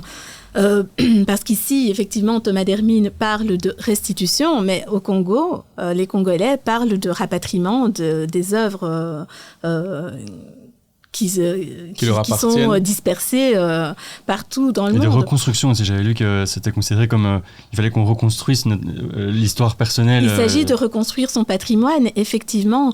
Et donc, sans vouloir jeter de l'huile sur le feu, mais c'est parce que c'est vraiment une question que je me pose, mais de manière la plus authentique possible. C'est comment peut-on parler de légitimité dans un contexte colonial. Le contexte colonial, c'est un contexte de brutalité, c'est un contexte où les gens avaient des armes, c'est un contexte où les gens étaient privés de leur liberté de déplacement. Bien sûr que après qu'on vous ait convaincu, entre guillemets, avec les armes derrière, du coup, je n'arrive plus à dire le mot, mais quand on change de religion... Convertir, merci. Ouais, Brieux, il est impeccable. C'est le meilleur en Scrabble. Il est merveilleux. Quand on vous a convaincu de vous convertir à la nouvelle religion, eh bien, forcément, à un moment, l'étape suivante, c'est débarrassez-vous de vos idoles. Donc oui, alors... Et comment est-ce que c'est établi ce concept de légitimité, puisque vous avez un peu pu regarder le plan du secrétaire d'État Thomas d'Hermine, vous voyez un petit peu la manière dont lui estime que 58% de ses œuvres présentes à l'Africa Museum appartenant à la République démocratique du Congo ont été acquises de manière légitime. Qu'est-ce qu'il utilise comme argument pour dire que ça a été acquis de manière légitime, sans donner votre avis, mais juste pour qu'on comprenne bien sans rentrer dans les détails, eh bien justement, il y a ces cas de dons. Il y a ces cas de dons où, effectivement, il y a des chefs qui ont volontairement fait don de leurs fétiches, puisque c'est comme ça qu'on les appelait, ou d'objets, à des prêtres, par exemple. Et donc, la question qui se pose alors, c'est bien oui, comme ça a été l'objet d'un don, ou soit un missionnaire, soit même à des militaires ou à d'autres personnes. Dans le cas de don, eh bien, on pourrait considérer qu'à ce moment-là, la transaction était légale. Voilà, donc en gros, si on résume, il y a une partie des œuvres où on peut établir, donc c'est ce fameux 1%, on peut établir qu'elles ont été acquises dans la violence et dans des pillages. Et puis après, les 58%, là, on estime, puisqu'on a des traces de dons, comme vous dites, donc il y a une volonté de la part d'un chef de tribu ou de quelqu'un de faire don d'une œuvre à quelqu'un appartenant à l'État belge. On estime, selon le plan proposé par Thomas d'Hermine, que ces œuvres-là sont légitimes. Vous, ce que vous dites, c'est que il y a une ambiguïté sur... Quand on parle de colonialisme, on ne peut pas parler de légitimité. C'est ça. Voilà, il y a un doute sur le consentement du chef de tribu. Complètement. Et je pense que la plupart des historiens sont vraiment d'accord là-dessus, sur le fait que cette idée que les personnes étaient libres, que les chefs étaient libres de donner et que c'est vraiment de leur propre volonté qu'ils l'ont fait, est vraiment à revoir et à nuancer très très fortement. Mais disons qu'au-delà de ce débat-là, effectivement, il y a quelque chose de positif qui se fait, c'est-à-dire qu'on va commencer à parler de la provenance des objets. Commençons peut-être effectivement par les objets, parce que alors il y a quand même déjà ceux-là qui ont été acquis dans une violence tout à fait documenté, répertorié et qui se trouve aussi exposé au musée royal, à l'Africa Museum à Tervuren. Commençons peut-être par cela, mais je pense que le débat, la discussion doit aller beaucoup, beaucoup, beaucoup plus loin, effectivement. Et c'est pour ça qu'il faut parler un peu de ce passé colonial et de ce qu'il a été. Et puis, après, au niveau du Congo, il y a aussi tout un débat, toutes des discussions, tous des dialogues qui doivent vraiment avoir lieu au niveau national parce que, bien entendu, étant donné le contexte économique actuel pour la population locale, pour les populations locales, évidemment, c'est pas une priorité pour tout le monde. Donc, il faut aussi pouvoir avoir des dialogues pour expliquer un peu la stratégie qu'on veut mettre en place sur le fait que la culture, c'est aussi un vecteur économique. À partir du moment où on a des musées, où on a des lieux touristiques qui fonctionnent, eh bien, les gens, ça attire un tourisme et que le tourisme, ça peut aussi faire vivre les gens. Donc, que ce n'est pas quelque chose de complètement insensé et qu'on n'est pas tout à fait irréaliste. Non, on peut aussi avoir les pieds sur terre, il me semble. Juste pour revenir sur le fameux plan qui est proposé et discuté actuellement. Ils y sont là au Congo. Hein. Il y a une délégation belge politique qui est occupée à parler, à discuter avec la délégation, avec les autorités congolaises sur place. Oui, et donc il y a cette discussion qui est en cours, ce plan qui est proposé.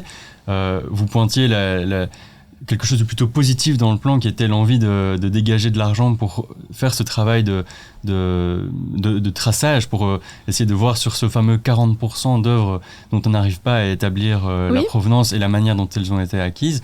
Ça, c'était une bonne chose. Maintenant, vous êtes déjà dubitatif sur la grille de lecture qui a été utilisée pour définir les 58 premiers pourcents qui sont déjà catalogués comme légitimes. Comment est-ce que, dès lors, on peut commencer à enquêter sur les 40% restants si on n'est déjà pas d'accord sur la manière dont on a défini la provenance des 58 premiers pourcents? C'est-à-dire que la délégation belge au Congo actuellement est en train de négocier avec les parlementaires, avec le gouvernement congolais, en l'absence des personnes de la diaspora. Les personnes de la diaspora sont invitées au Congo la semaine prochaine pour discuter de ces questions-là. Et donc, effectivement, il faudra à ce moment-là se mettre d'accord sur un plan d'attaque en disant, ok, on n'est peut-être pas d'accord d'un point de vue moral, éthique, mais essayons peut-être d'être pragmatiques et de quand même se mettre d'accord sur certains points, parce qu'il faut commencer quelque part. Là, vous émettez déjà des doutes sur la grille de lecture qui a été utilisée jusqu'à présent, si je comprends bien. Complètement, parce que c'est un petit peu ce qui s'est passé aussi au moment finalement de l'indépendance du Congo, c'est-à-dire que les Congolais ont demandé leur indépendance et le Belge a dit on vous donne la décolonisation. Du coup, tant que c'est celui qui donne qui reste un peu maître du jeu et qui distribue les cartes. Et donc, j'identifie quand même cela à une tentative de continuer à distribuer les cartes, à rester en place, à garder le pouvoir. Donc stratégiquement, c'est très intelligent. Ça montre aussi que finalement, il y a quand même une relation de pouvoir qui est en train de bouger. Et donc, c'est l'occasion aussi de renégocier ces relations de pouvoir. Mais effectivement, je reste assez... Dubitatif, je crois que c'est le mot sur le sujet. Je pense qu'il faut encore aller plus loin et que ça va prendre du temps, que je vais devoir être un peu patiente encore. Il y a certaines voix qui se disent, admettons que le Congo et la Belgique se mettent d'accord pour restituer une partie ou l'entièreté des œuvres. Est-ce que le Congo est prêt à recevoir ces œuvres? Même le président Tshisekedi disait on n'a peut-être pas les espaces de stockage pour l'instant, ou il faudra un dialogue et quelques mois, même beaucoup de temps pour qu'on soit prêt à recevoir ces œuvres. C'est vrai ou vous en pensez quoi?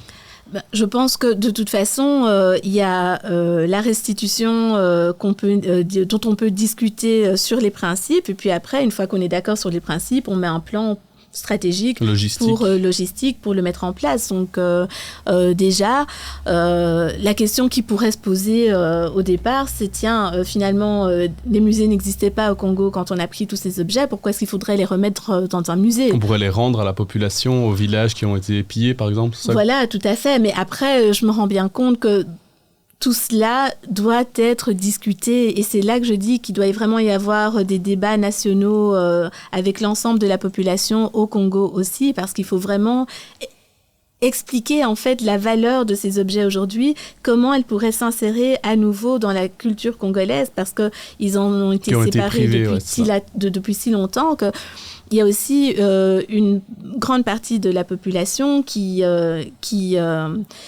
considère ces objets-là comme des fétiches, qui a vraiment reçu du coup l'enseignement des missionnaires, et cet enseignement est toujours présent dans l'esprit des gens, ce qui fait que on n'en veut pas, ou si on les reprend, eh bien ce sera pour aller les brûler, parce que mon Dieu, ce sont des objets du diable. Nous aujourd'hui on est des chrétiens, on prie Dieu, on prie Jésus, et donc il faut vraiment y aller effectivement progressivement, avec beaucoup de respect. Ça va être un long processus, donc s'ils se mettent d'accord sur la restitution, on en a encore pour longtemps là-dessus, mais ça serait un pas en avant en tout cas, si la Belgique restitue une partie ou l'entièreté des œuvres prises au Congo pendant le passé colonial. Bien sûr, ce serait déjà une reconnaissance en fait du fait que ces objets auraient été pris de manière illégitime, et là on peut vraiment commencer à parler. Un pas en plus va dans la décolonisation. Complètement. Donc l'art joue aujourd'hui encore une fois un rôle essentiel dans la décolonisation et dans les relations entre la Belgique, qui était l'État colonial, et la République démocratique du Congo. Rio, tu voulais ajouter quelque chose ? Oui, j'avais juste encore une question, parce que vous parliez de la manière dont on va restituer ces œuvres et les personnes à qui on les restitue. Est-ce qu'on les met dans des musées ? Est-ce qu'on les rend au village d'où elles proviennent ? Justement, c'est ça qui va faire objet de beaucoup de discussions. Ça fait objet de beaucoup de discussions, notamment dans le chef de plusieurs historiens ou experts justement sur ces matières, qui craignent qu'en agissant de la sorte, ces œuvres ne soient pas conservées correctement, qu'il n'y ait pas l'expertise nécessaire pour prendre soin de cet héritage, et qu'à terme il risque d'être perdu, et que ce serait dommageable pour l'histoire dans sa globalité, et l'histoire de l'art dans sa globalité. Comment vous vous positionnez par rapport à cet argument-là ? Je ne sais pas, à nouveau, je trouve que c'est un argument qui est hyper paternaliste, quoi. Je veux dire... nous, on sait les stocker par vous. Voilà, exactement. Donc, on ne veut pas détruire ce patrimoine-là. Ça serait une catastrophe, tout le monde est d'accord, je pense que vraiment, on est d'accord là-dessus. On veut faire les choses bien, mais la question n'est pas là. Je pense qu'il y a un moment où il faut sortir du paternalisme, il faut lâcher prise. Ces objets-là ne devraient pas appartenir à la Belgique, et donc ce que les autres vont en faire, c'est leur droit le plus total. Mais après, évidemment que je suis tout à fait d'accord avec vous, ce serait vraiment tragique que ces objets disparaissent et qu'on puisse justement pas les utiliser, les montrer et les utiliser pour les générations futures. Et faire pérenniser l'histoire et pour effectivement les montrer. L'objectif, c'est pas de les détruire, mais c'est la liberté après des Congolais. Donc s'ils veulent les détruire, c'est leur droit le plus strict, c'est ça que vous voulez dire. Donc ça serait dommage, dans évidemment, pour tout le monde, mais c'est leur business. Voilà. Final, si on va jusqu'au bout de la logique, c'est leur droit le plus strict. Mais bien sûr qu'il faut absolument l'éviter à tout prix. Ça n'aurait absolument aucun sens. Une dernière petite chose aussi, la présence de certaines œuvres ici en Belgique, dans l'Africa Museum, ici à Tervuren et à Bruxelles, c'est quelque chose qui est aussi pointé souvent comme étant quelque chose de nécessaire pour pouvoir instruire la population belge aussi sur son passé et sur cette partie de son histoire. Mais ce serait possible de garder une partie des œuvres ici en Belgique, tout en sachant qu'elles appartiennent. On a les rois du compromis. Le certificat de propriété serait inversé. Bien sûr, quoi qu'il arrive, et vraiment, mais c'est à nouveau, c'est pas ma conviction personnelle. C'est pas ce que je trouve, c'est pas mon choix idéal, c'est pas ma. Vous parlez en tant qu'experte. Voilà, mais il est évident que le musée de Tervuren ne va pas être vidé. Il y a tellement d'objets qui existent en tellement d'exemplaires parfois. Je pense que c'est pas l'objectif d'une manière générale à terme de vider les musées européens. C'est vraiment juste de redistribuer les cartes un petit peu et de se dire on doit aussi avoir la possibilité dans les différents pays africains finalement d'aller au musée et de voir des objets de son passé historique, d'avoir une connaissance sur eux et puis de créer un tourisme, de créer une économie. Et c'est vraiment juste regagner. Norman Ajari a écrit La dignité ou la mort. Il y a aussi une question de dignité. Pour moi, je sais que c'était très violent d'aller au musée royal de l'Afrique centrale, c'est comme ça qu'il s'appelait par le passé, donc désolée, je suis un peu calée là-dessus, et de devoir que c'était des personnes qui, dans le fond, je ressentais quand même parfois un certain mépris de leur part, à mon égard, à l'égard des Congolais en général, mais pas méchamment, mais juste parce qu'on a l'habitude de parler aux Congolais comme ça. Et c'était ces personnes-là qui devaient m'expliquer ma culture, qui devaient m'expliquer d'où je venais. C'est violent, en fait, pour quand on se construit, quand on grandit comme ça, et quand c'est tout le temps dans ce sens-là que le mépris a lieu. Donc, c'est vraiment cela qu'il faut faire comprendre, en fait, aux gens. Le décolonialisme, la décolonisation, et du coup, ça passe aussi par l'art. Je ne sais pas si vous avez l'un ou l'autre encore quelque chose à ajouter, mais en tout cas, moi, j'y vois beaucoup plus clair grâce à vous.